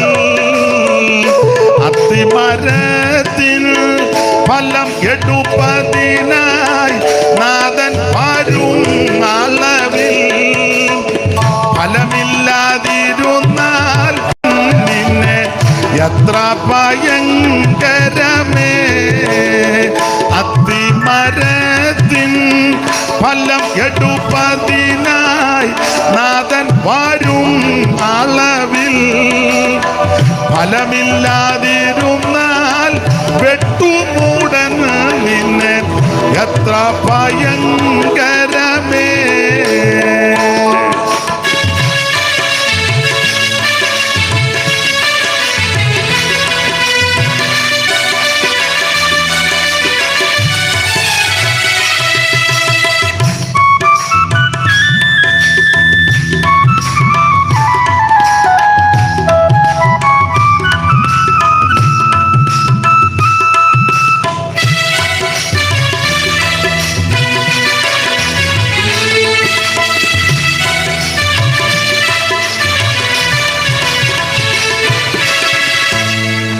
ശ്രദ്ധിക്കുക, ഇത് വ്യർത്ഥമായിട്ട് സൗന്ദര്യം ഉണ്ടാക്കുക.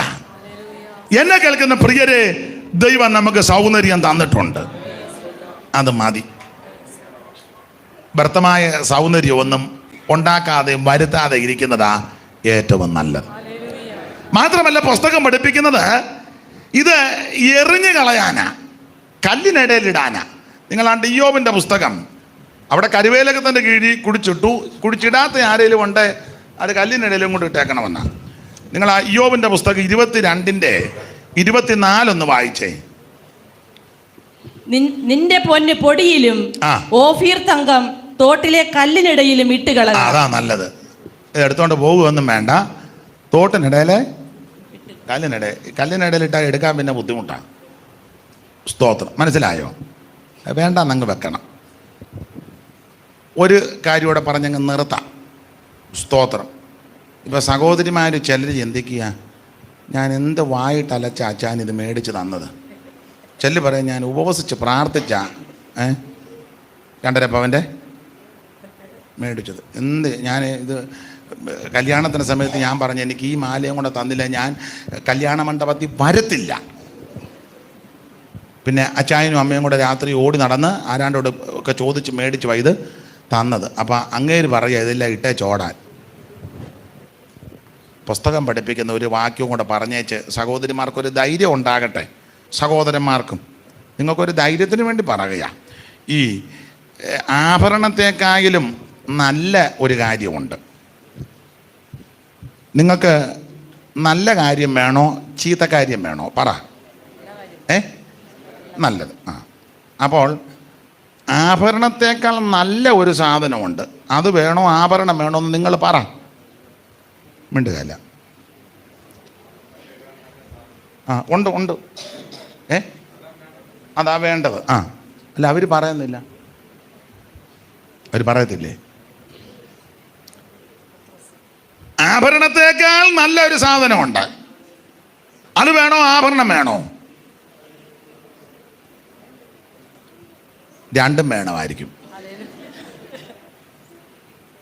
പക്ഷെ ഇത് ഞാൻ കളയത്തുമില്ല എന്നാൽ അതെനിക്ക്. അപ്പോൾ വേദപുസ്തകം പഠിപ്പിക്കുന്നത് ആഭരണത്തേക്കാൾ നല്ല ഒരു കാര്യം. നിങ്ങളാണ്ട് ഇയ്യോബിൻ്റെ പുസ്തകം സദൃശവാക്യം എടുത്താട്ടെ. സദൃശവാക്യം 20:15 വായിച്ചേ. സദൃശവാക്യം 20:15. പൊന്നും അനവധി മുത്തുകളും ഉണ്ടല്ലോ. പൊന്നും അനവധി മുത്തുകളുമുണ്ടല്ലോ. പരിജ്ഞാനമുള്ള അധരങ്ങളോ വിലയേറിയ ആഭരണം. അതാ ഏറ്റവും നല്ലത്. പരിജ്ഞാനമുള്ള അധരമാണ് വിലയേറിയ ആഭരണം. അത് വിലയേറിയത് വേണോ വില കുറഞ്ഞത് വേണോ?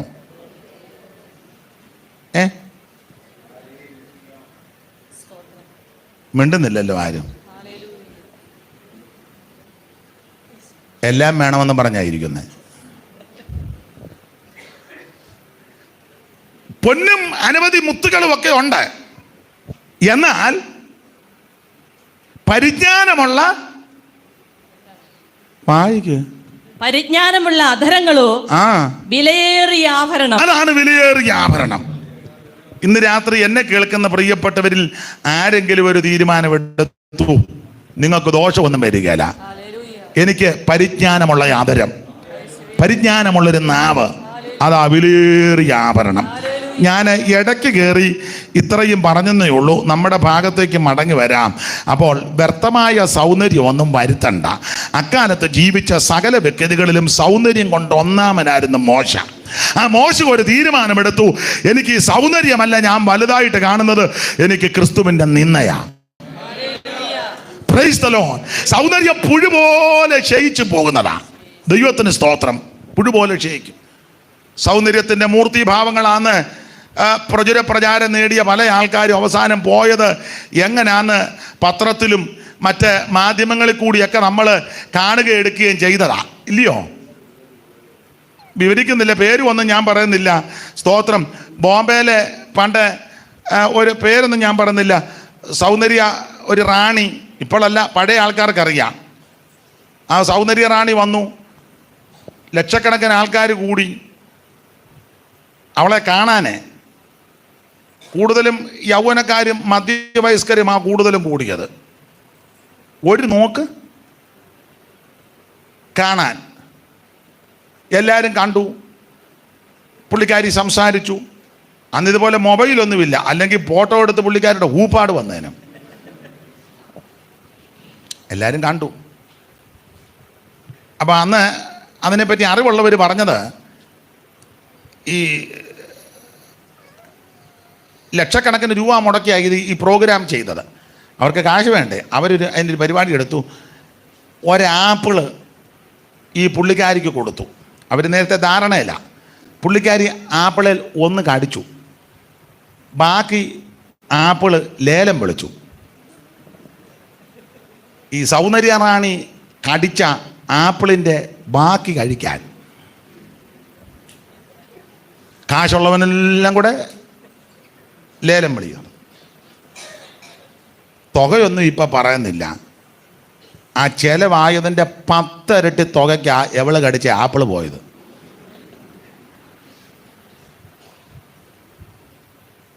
ആ കടിച്ച സഹോദരി വളരെ പ്രയാസത്തിൽ കൂടെ പോയെന്ന അറിവുള്ളവർ പിന്നത്തേതിൽ പറഞ്ഞത്.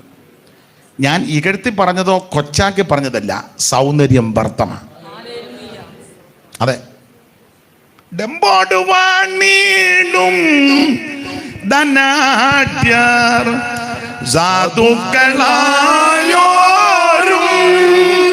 ഡെമ്പോടുവാണീടും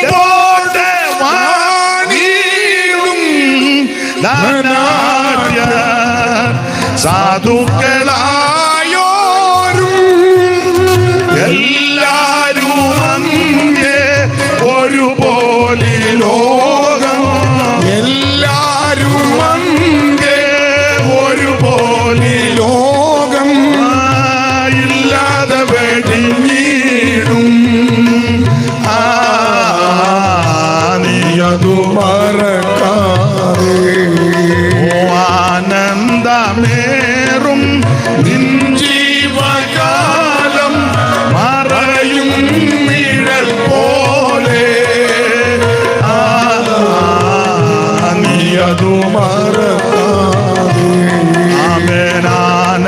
ആനന്ദമേറും നിൻ ജീവകാലം മറയും നിഴൽ പോലെ നീയതു മറക്കാതെ. അപ്പൊ ശ്രദ്ധിക്കുക, മോശ ഈ സൗന്ദര്യത്തിന് വലിയ പ്രാധാന്യം കൊടുത്തില്ല. മോശയ്ക്ക് ഒരു കാര്യം പിടികിട്ടി, സൗന്ദര്യം വ്യർത്ഥമാ, ഇത് നിലനിൽക്കുന്നതല്ല, ഇത് ശാശ്വതമല്ല. എന്നാൽ നിലനിൽക്കുന്ന ഒന്നുണ്ട്, അത് ക്രിസ്തുവിന്റെ നിന്ന വലിയ ധനമെന്ന് എണ്ണിയാൽ ആമേൻ സ്തോത്രം, അതാണ് നിലനിൽക്കുന്നത്. 2, കുടുംബശ്രേഷ്ഠത. അതും വലിയ പ്രാധാന്യമായിട്ടൊന്നും മോശ കണ്ടില്ല. ഞാൻ ലേവി ഗോത്രത്തിൽപ്പെട്ടതാ, ആമേൻ സ്തോത്രം, അമ്രാമിൻ്റെ കുടുംബത്തിൽപ്പെട്ട ആളാ ഞാൻ, ആമേൻ സ്തോത്രം. പൗരോഹിത്യത്തെ സംബന്ധിച്ച് ഞങ്ങളുടെ ഗോത്രത്തോടാണ് കാര്യമെല്ലാം പറഞ്ഞിരിക്കുന്നത്. ഇതൊന്നും വലിയ വലുതായില്ല. മോശയ്ക്ക് മനസ്സിലായി കുടുംബശ്രേഷ്ഠത അതൊന്നും വലിയ വിഷയമുള്ളതല്ല. കുടുംബം നല്ലതാ, നല്ല കാര്യങ്ങൾ കുടുംബത്തിൽ സംഭവിച്ചെങ്കിൽ അതൊക്കെ എടുത്ത് പറയുന്നത് നല്ലതാണ്. പക്ഷേ അതല്ല നിന്നെ നിത്യതയെ കൊണ്ടുപോകുന്നത്. സ്തോത്രം. നെഹ്റു കുടുംബത്തിൽ ജനിച്ചത് കൊണ്ട് സ്വർഗത്തിൽ പോകുകയല്ല. ഞാൻ മോത്തിലാൽ നെഹ്റുവിന്റെ കുടുംബത്തിൽപ്പെട്ട ആളാ.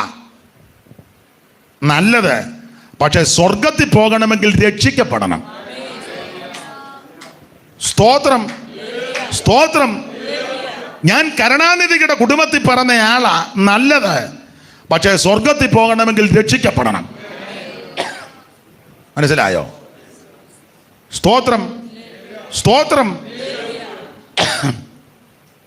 ഏത് കുടുംബത്തിൽ പറഞ്ഞാലും പുസ്തകം വെച്ചിരിക്കുന്ന വ്യവസ്ഥ, നീ രക്ഷിക്കപ്പെട്ടില്ലെങ്കിൽ നരകത്തിൽ പോവും. രക്ഷിക്കപ്പെടാൻ ഒരേ ഒരു മാർഗം, ഒരേ ഒരു വഴി, ഒരേ ഒരു വ്യക്തി, കർത്താവാകുന്ന യേശു ക്രിസ്തു. കർത്താവാകുന്ന യേശു ക്രിസ്തുവിൽ വിശ്വസിക്കുക, എന്നാൽ നീയും നിന്റെ കുടുംബവും രക്ഷ പ്രാപിക്കും. അപ്പോൾ കുടുംബശ്രേഷ്ഠത അത് മോശ വലുതായിട്ട് കണ്ടില്ല. 3, വിദ്യാ നിപുണത, നല്ല വിദ്യാഭ്യാസം. മോശ മിസ്രയീമ്യരുടെ സകല ജ്ഞാനവും അഭ്യസിച്ചു, വാക്കിലും പ്രവൃത്തിയിലും സമർത്ഥനായി. മോശയെ പോലെ സാമർത്ഥ്യമുള്ള വിദ്യാഭ്യാസമുള്ള ഒരു വ്യക്തി ആ കാലത്തില്ല. പക്ഷേ മോശ വിദ്യാഭ്യാസത്തിനല്ല പ്രഥമ സ്ഥാനം കൊടുത്തത്, ക്രിസ്തുവിൻ്റെ നിന്ന വലിയ ധനമെന്നുണ്ട്. ഞാൻ കുഞ്ഞുങ്ങളോട് പറയാം, നിങ്ങൾ നന്നായിട്ട് പഠിക്കണം. കർത്താവിൻ്റെ വരവ് താമസിച്ചാൽ എല്ലാ കുഞ്ഞുങ്ങളും നന്നായിട്ട് പഠിക്കണം. നിനക്ക് നല്ല മാർക്കൊക്കെ ഉണ്ടോ? ആ,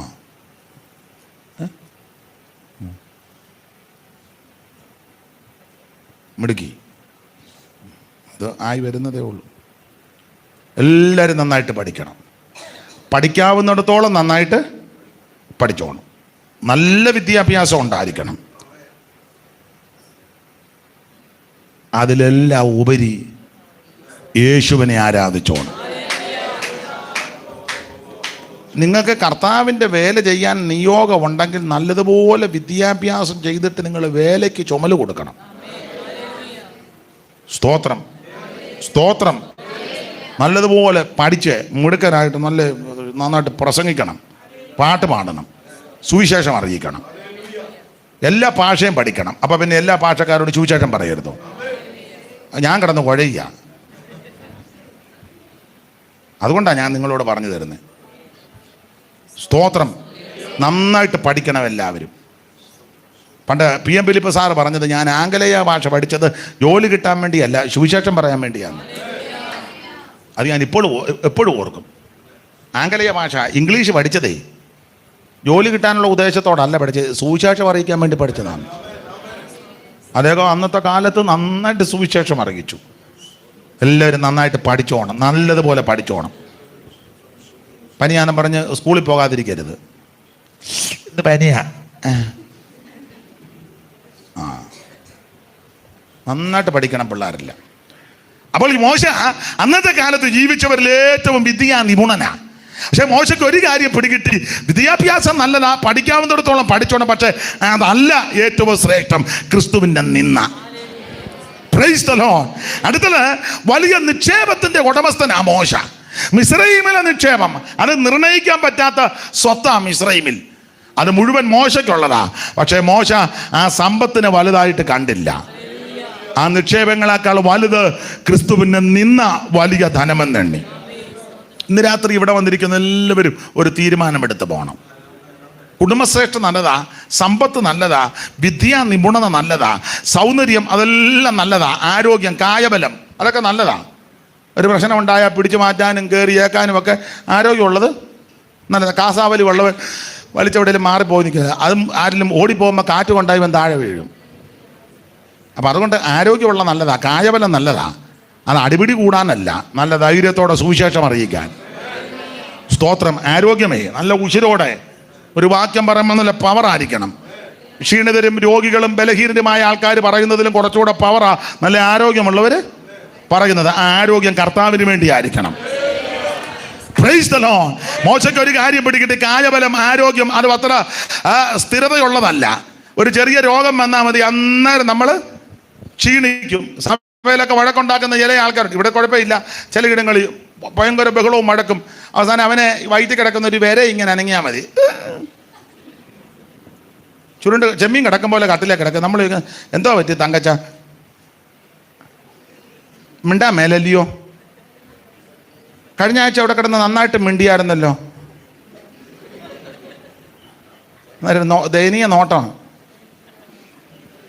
ഒട്ടും മിണ്ടാൻ മേലല്ലേ? കഴിഞ്ഞ ആഴ്ച സഭയിൽ കിടന്ന് അനാവശ്യമൊക്കെ പറഞ്ഞായിരുന്നല്ലോ.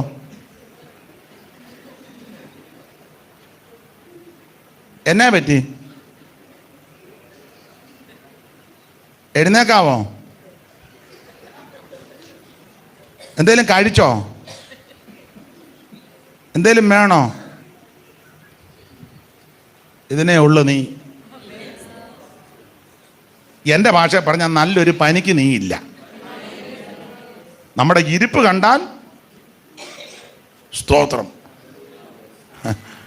കായബലം കൊണ്ടൊന്നും നടക്കത്തില്ല. 6 അടി പൊക്കമുള്ള അവറാച്ച നല്ല ആരോഗ്യമുണ്ട്, 85 കിലോ ഉണ്ട്. പക്ഷേ ചിന്നമ്മ കോവിഡായിട്ട് ശ്വാസം പോകും. ഞെട്ടിയപ്പം അവറാച്ച ഇങ്ങനെ നോക്കി നിന്നല്ലാതെ കണ്ടതല്ലേ, മുഖപ്പട്ട എല്ലാം കെട്ടി. 6 അടി പൊക്കമുണ്ട്, 85 കിലോ ഉണ്ട്, നല്ല ആരോഗ്യമുണ്ട്. പക്ഷേ ചിന്നമ്മ അപ്പുറത്തെ മുറി കിടന്ന് ചിലപ്പം ഇങ്ങനെ നോക്ക് എന്ന് വെച്ചാൽ ചിന്നമ്മയ്ക്ക് ഒരു അന്ത്യചുംബനം കൊടുക്കാൻ പോലും അവറാച്ചനെ കൊണ്ട് കഴിയത്തില്ല. അത്രേ ഉള്ളൂ നമ്മളെ കൊണ്ട്. എൻ്റെ ഭാഷ നിങ്ങൾ ചിലപ്പം പറയും അങ്ങനെ എന്തിനാ അങ്ങനെയൊക്കെ സംസാരിക്കുന്നത്. എൻ്റെ ഭാഷ പറഞ്ഞാൽ നിന്നെ കൊണ്ടൊരു ചുക്കും നടക്കുകയില്ല, ഒന്നും നടക്കുകയില്ല. എന്നെ കൊണ്ട് നിങ്ങളെ കൊണ്ടും ഒന്നും നടക്കത്തില്ല. വല്ലതും അവിടുത്തെ കൃപയാൽ. ഞാൻ തന്നെ ജ്ഞാനത്തിലും ധനവാൻ തന്നെ ധനത്തിലും ബലവാൻ തന്നെ ബലത്തിലും പ്രശംസിക്കരുത്. പ്രശംസിക്കുന്നവൻ യഹോവയിൽ പ്രശംസിക്കേ. Praise the Lord. കാൽവറി ക്രൂശിൽ കാണും സ്നേഹത്തിൻ പൂർണ്ണത, ശത്രുവാം എന്നെ ദൈവ മിത്രമാക്കിയേ. കാൽവറി ക്രൂശിൽ കാണും സ്നേഹത്തിൻ പൂർണ്ണത, ശത്രുവാം എന്നെ ദൈവ മിത്രമാക്കിയേ.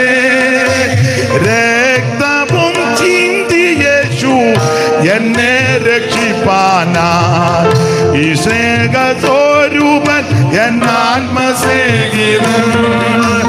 രക്തവും ചിന്തി യേശു എന്നെ രക്ഷിപ്പാനാ, ഈ സ്നേഹസ്വരൂപൻ എന്നാത്മസ്നേഹിതൻ. ഓ ദുഃഖത്തിൽ ആശ്വാസമാ, രോഗത്തിൽ എൻ സൗഖ്യമാ,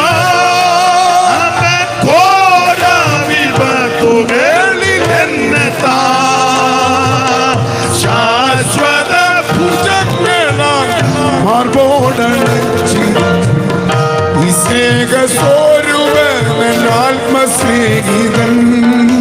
ശാശ്വത ഭുജങ്ങളാൽ മാർബോടണച്ചിടും, ഈ സ്നേഹസ്വരൂപൻ ആത്മസ്നേഹിതൻ. ഓ ഈ സ്നേഹസ്വരൂപൻ ആത്മസ്നേഹിതൻ. ഈ സ്നേഹസ്വരൂപൻ ആത്മസ്നേഹിതൻ. കരമുയർത്തി ഹല്ലേലൂയ പാടാം. ഞാൻ 9 മണിക്ക് പ്രസംഗം നിർത്താനാ ഇരുന്നത്.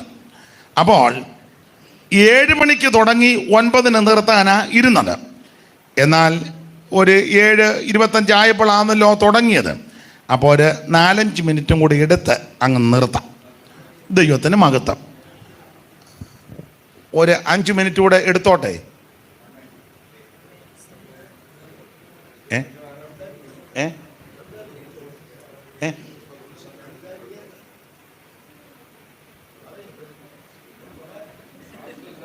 ഒരു മണിക്കൂർ എടുക്കാൻ പുള്ളി പറയുന്നു. 1 മണിക്കൂർ എടുക്കാൻ ഇല്ല.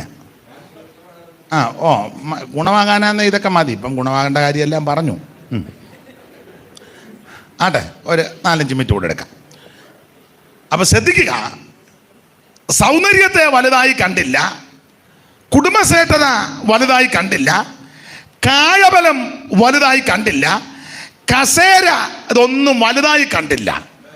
വലുതായി കണ്ടത് ക്രിസ്തുവിൻ്റെ നിന്ന. അത് വലുതായി കണ്ടു. അതിൻ്റെ കാരണം പറയാം. പാപത്തിന് തൽക്കാല ഭോഗം വേണ്ടാന്നും വെച്ചു. ദൈവജനത്തോട് കൂടെ ചേർന്നു. കഷ്ടം തിരഞ്ഞെടുത്തു. നിന്ന വലിയ ധനമെന്നെണ്ണി. മോശ എന്താ ഇതെല്ലാം ഇങ്ങനെ ചെയ്യാൻ കാരണം? അതിൻ്റെ കാരണം ആ 11-ാം അധ്യായത്തിൽ അതിൻ്റെ ആൻസർ കൊടുത്തിട്ടുണ്ട്. 25-ാം വാക്യം വായിച്ചേ. പ്രതിഫലം നോക്കിയത് കൊണ്ട് മതി. ഈ സൗന്ദര്യത്തെയും കസേരയെയും കായബലത്തെയും സമ്പത്തിനെയും കുടുംബശ്രേഷ്ഠതയും ജാതിശ്രേഷ്ഠതയും ഒന്നും വലുതായി കാണാതെ പാപത്തിന്റെ തൽക്കാല ഭോഗം വേണ്ടാന്ന് വെച്ച് ദൈവജനത്തോട് കൂടെ ചേർന്ന് കഷ്ടം തെരഞ്ഞെടുത്ത് നിന്ന വലിയ ധനമെന്ന് മോശ എണ്ണാറുള്ളതിന്റെ കാരണം എന്നാന്ന് എബ്രായ ലേഖനക്കാരൻ പറയുക, പ്രതിഫലം നോക്കിയത് കൊണ്ട്. ഇന്ന് രാത്രി എന്നെ കേൾക്കുന്ന പ്രിയരെ, പ്രതിഫലം നോക്കിയാൽ നമുക്കിത് മുഴുവൻ ചപ്പെന്നും ചവറെന്നും തോന്നും. 11-ാം അധ്യായത്തിൽ പ്രതിഫലം എന്നാ കൊടുത്തേക്കുന്ന. പ്രതിഫലം നോക്കിയത് കൊണ്ട് 10-ാം അധ്യായത്തിന് 35 കൊടുക്കുന്നത് മഹാപ്രതിഫലമുള്ള ആ പദമാ കൊടുത്തേക്കുന്നത്. എങ്ങനെ? മഹാപ്രതിഫലമുള്ള നിങ്ങളുടെ ധൈര്യം തള്ളിക്കളത്. മോശയെ പറ്റി പറയുക, പ്രതിഫലം നോക്കിയത് കൊണ്ടാണ് ഇത് വേണ്ടാന്ന് വെച്ചത്. ആ 10-ാം അധ്യായത്തിൽ എടുത്തു പറയുക, മഹാപ്രതിഫലമുള്ള നിങ്ങളുടെ ധൈര്യം തള്ളിക്കളയരുത്. മോശയ്ക്കൊരു കാര്യം പിടികിട്ടി. ഇതെല്ലാം വിട്ടേച്ച് പോന്നാൽ ഒരു പ്രതിഫലമുണ്ട്. ഞാനതിന് ഒരു തെളിവ് പറഞ്ഞേച്ചങ്ങ് നിർത്താം. ഒരു തെളിവ് ഞാൻ തുടക്കത്തിൽ പറഞ്ഞില്ല, ബാക്കി ദൈവം അനുവദിച്ചാൽ മെയ്യിൽ അവിടെ വെച്ചു. അവിടെയും ആൾക്കാർ വരണമല്ലോ. അപ്പം പ്രതിഫലം നോക്കിയത് കൊണ്ട് അതിൻ്റെ ഒരു പ്രതിഫലം പറയാം. ഇത് വിട്ടേച്ച് പോകുന്നത് കൊണ്ട് പുള്ളിക്ക് കുഴപ്പടിയൊന്നും വന്നില്ല. അതിന് ഒരു ഉദാഹരണം, ഒരു അധികാര കസേര മോശയുടെ മുൻപിലുണ്ട്. എല്ലാവരും മോശ ഈ ദൈവജനത്തോടു കൂടെ കഷ്ടം തിരഞ്ഞെടുത്തുമ്പോൾ മോശയെ പരിഹസിച്ച് കാണും. എടി നീ ചുമ്മാ ഈ മണ്ടത്തനം കാണിക്കാതെ, ഈ ചുമ്മാ ഇറ്റി ഉണ്ടാക്കുന്ന ഇവൻ്റെ എല്ലാം കൂടെ കൂട്ടിയിട്ട് നിനക്ക് ഉള്ളു തിന്ന് ഇവൻ്റെ എല്ലാം വായി നാറ്റോവാ. കാരണം തിന്നുന്നത് മുഴുവൻ കൊച്ചുള്ളിയും വെളുത്തുള്ളിയും സവോളയും ഉള്ളി. അപ്പം ആൾക്കാർ പറഞ്ഞ് കാണും, ചുമ്മാ ഈ നാട്ടിൻ്റെ കൂടെ നടക്കാതെ നീ ഒന്നാം ദിനം കസേര കിടക്കുക, ആ തൊപ്പിയും വടിയും മുടിയും താടിയൊക്കെ ആയിട്ട് നീ കസേര ഇരിക്കുന്നതല്ലേ? മനസ്സിലായില്ല. ചുമ്മാ മീശയെല്ലാം മടിച്ച് കരിക്കിൻ്റെ മോന്ത പോലെ, കാതും കഴുത്തും എല്ലാം പറിച്ച് മത്തി വെട്ടി കഴുകിയതുപോലെ. ഇവനെന്നാ മത്തിക്ക് എന്നാ പറഞ്ഞത്, ചാളയോ? ചാള വെട്ടി കഴുകിയതുപോലെ തലയും എല്ലാം കളഞ്ഞാൽ പിന്നെ അങ്ങനെ ചില സഹോദരിമാരെല്ലാം കളഞ്ഞ്. അപ്പം ആൾക്കാർ പരിഹസിക്കും. ചുമ്മാ എന്തുവാ മോശ ഇങ്ങനെ നിന്നിച്ച് കാണും. നിന്നെപ്പോലൊരു പൊട്ടനുണ്ടോ? എടാ ഈ കസേര ഇട്ടേച്ച് ആരെങ്കിലും പോവോ? ഇത് പറവോന്റെ കസേരയാ. ഈ കസേര ഇരുന്നൊരു കാര്യം പറഞ്ഞാൽ മിസ്രയീം മുഴുവൻ അനുസരിക്കും, അല്ല വേൾഡ് മൊത്തം അനുസരിക്കും. അന്ന് ഏറ്റവും അധികാരമുള്ള സ്ഥലമാണ് മിസ്രയീം, ഈജിപ്റ്റ്. അങ്ങനെ അധികാര ഇപ്പം നിങ്ങളോട് ചോദിക്കുക, യേശുക്രിസ്തുവിൻ്റെ നിന്ന് വേണോ അമേരിക്കൻ പ്രസിഡന്റ് ആകണോ എന്ന് ചോദിച്ചാൽ നിങ്ങൾ എന്നാ പറയും? പറ, ചങ്കത്ത് കൈവച്ച് ആത്മാർത്ഥമായിട്ട് പറയണം. പക്ഷേ എനിക്ക് അമേരിക്കൻ പ്രസിഡന്റ് ആകുന്നതായിരിക്കും കുറച്ചുകൂടെ നല്ലത്. ഞാൻ ആ കസേരയിൽ ഇരുന്നുകൊണ്ട് ലോകം മുഴുവൻ സുവിശേഷം.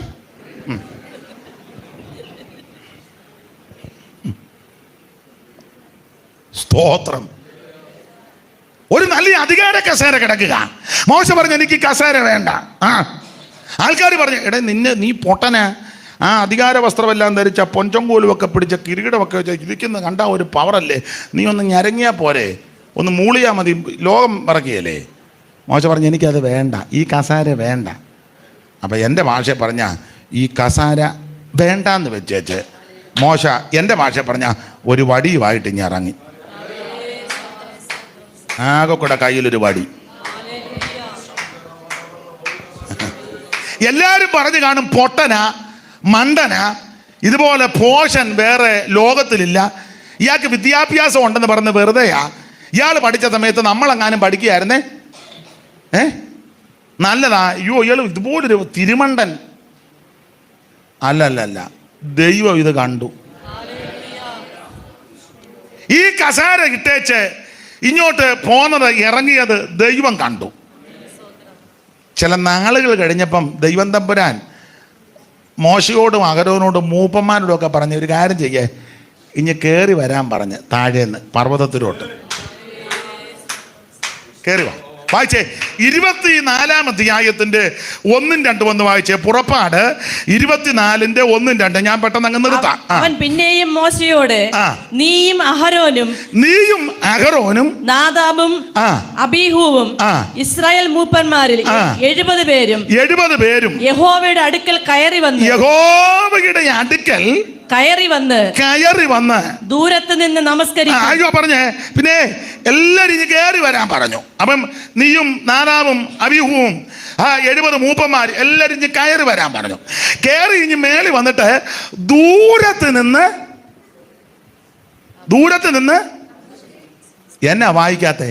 ദൂരത്ത് നിന്ന് നമസ്കരിപ്പിൻ. ഒറ്റ പ്രാവശ്യം വായിക്കുള്ളൂ, പിന്നെ വായിക്കുകയല്ലേ. ഇനി കയറി വന്ന് ദൂരത്ത് നിന്ന് നമസ്കരിപ്പിൻ. ആരൊക്കെയാ? ഒന്നുകൂടെ വായിച്ചേ. അഹരോനും നീയും അഹരോനും നാദാബും അബീഹൂവും. അത് അഹരോന്റെ പിള്ളേരാ. ആ കൊച്ചുങ്ങൾ രണ്ടും നീയും അഹരോനും. പിന്നെ ഇസ്രായേൽ മൂപ്പന്മാരിൽ 70 പേരും. അപ്പൊ 70 പേര്. അപ്പൊ മൊത്തം 74 പേര്. നിങ്ങൾ 74 പേര് ഇനി കയറി വാ.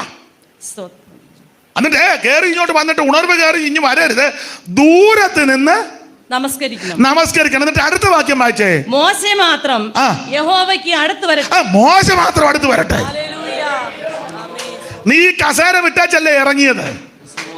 അന്ന് നിന്നെ എല്ലാവരും പരിഹസിച്ചു, ആക്ഷേപിച്ചു, നിന്ദിച്ചു. നിന്നെ പോലൊരു മണ്ടൻ തിരുമണ്ടൻ ആരുമില്ലെന്ന് ദൈവം അത് കുറിച്ചു വെച്ചു. ദൈവം തമ്പുരാൻ പറയുക, 74 പേരും കയറി വാ, മറ്റവരെല്ലാം അങ്ങ് പാളയത്തിൽ, നിങ്ങൾ 74 കയറി വന്നേച്ച് 73 അവിടെ നിന്നോണം. ആ കസേര വിട്ടേച്ച് ഇറങ്ങിയവനുണ്ടല്ലോ, ഇനി അടുത്തോട്ട് വരാൻ പറഞ്ഞു. Price the Lord. നിന്ന വലിയ ധനമെന്ന് എണ്ണിയവനില്ലേ, അവൻ അടുത്തു വരട്ടെ. സമ്പത്ത് വേണ്ടാന്ന് വെച്ചവനില്ലേ, അവൻ അടുത്തു വാ. അവൻ കുടുംബശ്രേഷ്ഠത വലുതായിട്ട് കാണാതിരുന്നവല്ലേ, അവൻ അടുത്തു വാ. സ്വോത്ര കായബലത്തിന് വലിയ വില കൊടുക്കാതിരുന്നില്ലേ, അവൻ അടുത്തു വാ. Price the Lord. ആ നിക്ഷേപത്തിന് വലിയ പ്രാധാന്യം കൊടുക്കാതിരുന്നില്ലേ, നീ അടുത്തു വാ. നിന്നെ അടുത്ത് വിളിക്കുന്ന ഒരു ദൈവമുണ്ട്. നിന്നെ അടുത്ത് ചേർത്തണയ്ക്കുന്ന ഒരു യേശുവുണ്ട്. നിന്നെ ചേർത്തണയ്ക്കുന്ന ഒരു യേശുവുണ്ട്. വിട്ടത് മണ്ടത്തരമല്ല, ഊരിയത് മണ്ടത്തരമല്ല, ഉപേക്ഷിച്ചത് അബദ്ധമല്ല, വേണ്ടാന്ന് വെച്ചത് മണ്ടത്തരമല്ല. ദൈവം നിന്നെ അടുത്ത് വിളിക്കുക.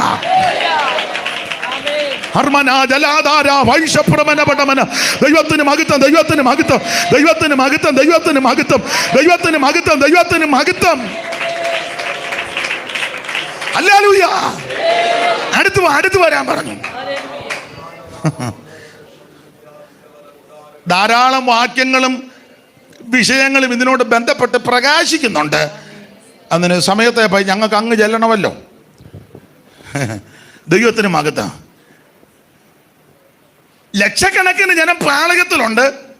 അതിൽ നിന്ന് ദൈവം പറഞ്ഞു 74 പേര് കയറി വരാൻ. ആ 74 കയറി ഇങ്ങോട്ട് വന്നപ്പോൾ തമ്പുരാൻ പറഞ്ഞു 73 ദൂരത്ത് നിന്നോണം. അതെല്ലാം വേണ്ടാന്ന് വെച്ച് ഉപേക്ഷിച്ചിറങ്ങിയ നീ ഇനി അടുത്ത് വരാൻ പറഞ്ഞു. ക്രിസ്തുവിന്റെ നിന്ന് വലിയ ധനമെന്നുണ്ട്. ഒരു വാക്കോടെ പറഞ്ഞങ്ങ് നിർത്താം. ഇന്ന് അതിനെ ഒക്കുള്ളൂ. അടുത്ത് വരാൻ പറഞ്ഞിട്ട് തമ്പുരാൻ പറഞ്ഞൊരു കാര്യമുണ്ട്. ഇനി അതിന്റെ 12ാമത്തെ വാക്യം വായിച്ചേ അമ്മാമേ. 12. പിന്നെ യഹോവ മോശയോട്, നീ എന്റെ അടുക്കൽ പർവ്വതത്തിൽ കയറി വന്ന് അവിടെ ഇരിക്കാം. കിടക്കുന്ന ലക്ഷക്കണക്കിന് ജനം പാളയത്തിലുണ്ട്. അവരിൽ നിന്ന് 74 പേരോട് പറഞ്ഞ് കയറി ഇങ്ങോട്ട് വരാൻ പറഞ്ഞു. കയറി വരാൻ പറഞ്ഞേച്ച് പറഞ്ഞു 73 ദൂരെ നിന്ന് നമസ്കരിച്ചോണം. മോശ മാത്രം ഇങ്ങോട്ട് അടുത്ത് വരാൻ പറഞ്ഞു. അടുത്ത് വന്നപ്പോൾ ദൈവം പറയുക, ഞാൻ അടുത്ത് വന്ന് എൻ്റെ അടുക്കൽ ഇരിക്കാൻ.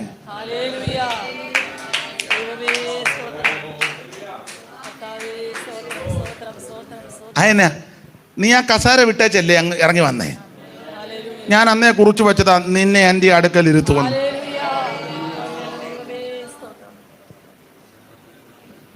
ആ ഇരിക്കുന്ന സ്ഥലം എവിടാന്ന് 10-11 വാക്യം വായിച്ചേ. 10-11 വാക്യം. അവന്റെ പാദങ്ങൾക്ക് കീഴേ, മലയാളത്തിൽ ആദ്യം വായിക്ക്. അവർ ഇസ്രായേലിന്റെ ദൈവത്തെ കണ്ടു. അടുത്തത്, അവന്റെ പാദങ്ങൾക്ക് കീഴേ നീലക്കല്ല് പടുത്ത തളം പോലെയും ആകാശത്തിന്റെ സ്വച്ഛത പോലെയും ആയിരുന്നു. അതാ അങ്ങനത്തെ സ്ഥലമാ നീലക്കല്ല് പടുത്ത തളം. തമിഴിൽ എങ്ങനെ എഴുതിയേക്കുന്നത് വായിച്ചേ. നീലക്കല്ല് ഇഴൈത്ത വേലയ്ക്ക് ഒപ്പാക എന്ന് പറഞ്ഞ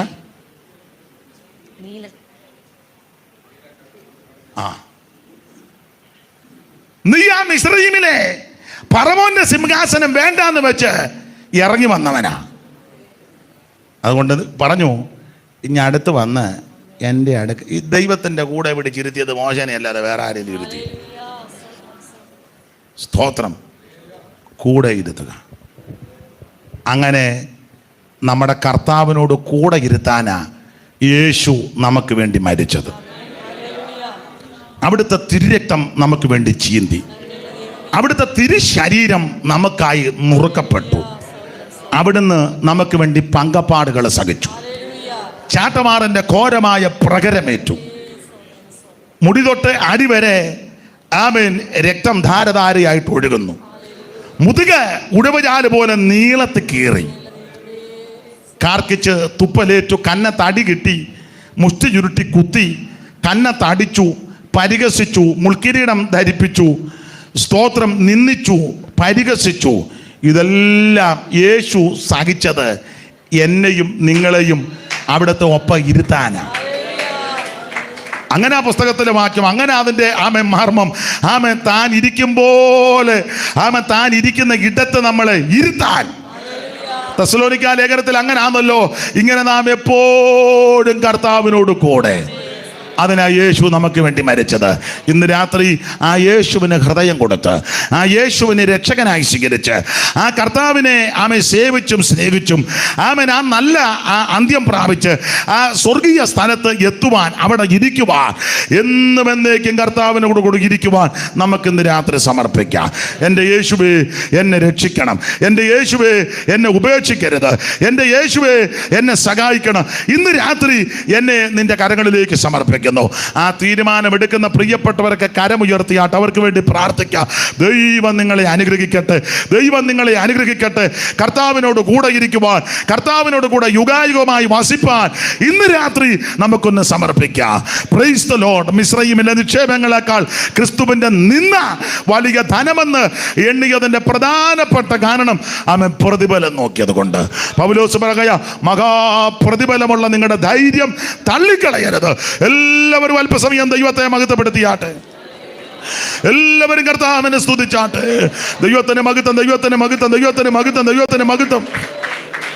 ആരിവർ രാജനോടൊപ്പമായി പന്തികിരിപ്പതു സത്യസഭ. ആരിവർ രാജനോടൊപ്പമായി പന്തികിരിപ്പതു സത്യസഭ. പൊന്നേശുതമ്പൂര ചിന്തിയ രക്തത്തിൽ ഫലമ വിശുദ്ധ കൂട്ടരത്രേ. പൊന്നേശുതമ്പൂര ചിന്തിയ രക്തത്തിൽ ഫലമ വിശുദ്ധ കൂട്ടരത്രേ. ഹല്ലേലൂയ ജയം, ഹല്ലേലൂയ ജയം, ഹല്ലേലൂയ തീർന്നു പോകും. ഹല്ലേലൂയ ജയം, ഹല്ലേലൂയ ജയം, ഹല്ലേലൂയ തീർന്നു പോകും. ഓ മനസ്സനാകണം നോക്കി നോക്കി നിന്ന് അത്ഭുതം പെട്ടിടോ ആസകസി. മനസ്സനാകണം നോക്കി നോക്കി നിന്ന് അത്ഭുതം പെട്ടിടോ ആസകസി. പ്രതിഫലങ്ങൾ വിഭാഗിച്ചു കൊണ്ടു തൻപേർക്കായി പാർത്തൽ വിശ്വസ്തനായി. പ്രതിഫലങ്ങൾ വിഭാഗിച്ചു കൊണ്ടു തൻപേർക്കായി പാർത്തൽ വിശ്വസ്തനായി. ജീവിതം ചെയ്തതൻ ശുദ്ധിമാൻ അതിടും സമ്മാനം ആസകസി. ജീവിതം ചെയ്തതൻ അതിടും സമ്മാനം ആസകസി. ഓ ഹല്ലേലൂയ ജയം, ഹല്ലേലൂയ ജയം, ഹല്ലേലൂയ തീർന്നു പോകും. ഓ ഹല്ലേലൂയ ജയം, ഹല്ലേലൂയ ജയം, ഹല്ലേലൂയ തീർന്നു പോകും. ഓ മനസ്സനാകണം നോക്കി നോക്കി നിന്ന് അത്ഭുതപ്പെട്ടിടോ ആസകസി. മനസ്സനാകണം നോക്കി നോക്കി നിന്ന് അത്ഭുതപ്പെട്ടിടും ആസകസി. കരമുയർത്തി ഹല്ലേലൂയ പാടിയാട്ടെ. ഒരിക്കൽ കൂടി ഹല്ലേലൂയ പാടാ. നമ്മുടെ സമാപന യോഗമാണല്ലോ. 2 ശീല പാട്ട് എഴുന്നേറ്റ് നിന്ന് കൈയടിച്ച് പാടി ദൈവത്തെ മഹത്വപ്പെടുത്തി നമുക്ക് പ്രാർത്ഥിച്ചു വരിക. എല്ലാവരും എഴുന്നേറ്റ് നിന്ന് കൈകൾ അടിച്ച് ചേർന്ന് പാടി നമ്മുടെ കർത്താവിനെ മഹത്വപ്പെടാം. പാട്ട് പാടുന്ന സഹോദരന്മാര് മുമ്പോട്ട് വന്നാട്ടെ. ദാവീദെ പോലെ നടനമാടി അപ്പാവെ തോതെരിപ്പേ. ദാവീദെ പോലെ നടനമാടി അപ്പാവെ തോതെരിപ്പേ. യേശപ്പാ സ്തോത്രം, യേശപ്പാ യേശപ്പാ സ്തോത്രം, இசையா ஸ்தோத்திரம். சேர்ந்து பாடாம். தாவீதை போல நடனமாடி அப்பாவை சோதரிப்பே. தாவீதை போல நடனமாடி அப்பாவை சோதரிப்பே. பரிசுத்த இரத்தத்தால் பாவங்கள் கழுவிய அப்பாவை சோதரிப்பே. பரிசுத்த இரத்தத்தால் பாவங்கள் கழுவிய அப்பாவை சோதரிப்பே. சப்பா ஸ்தோத்திரம். இசையா ஸ்தோத்திரம். இசப்பா ஸ்தோத்திரம். இசப்பா ஸ்தோத்திரம். தாவீதை போல நடனமாடி அப்பாவை சோதரிப்பே. தாவீதை போல நடனமாடி அப்பாவை சோதரிப்பே. என்ன வந்தாலும் எது நடந்தாலும் அப்பாவை சோதரிப்பே.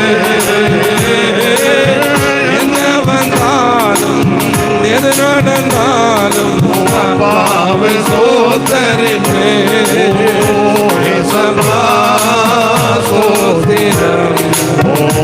இசப்பா ஸ்தோத்திரம். இசப்பா ஸ்தோத்திரம். இசப்பா ஸ்தோத்திரம். ஆவியினாலே அபிஷேகம் செய்த அப்பாவை சோதரிப்பே. ஆவியினாலே அபிஷேகம் செய்த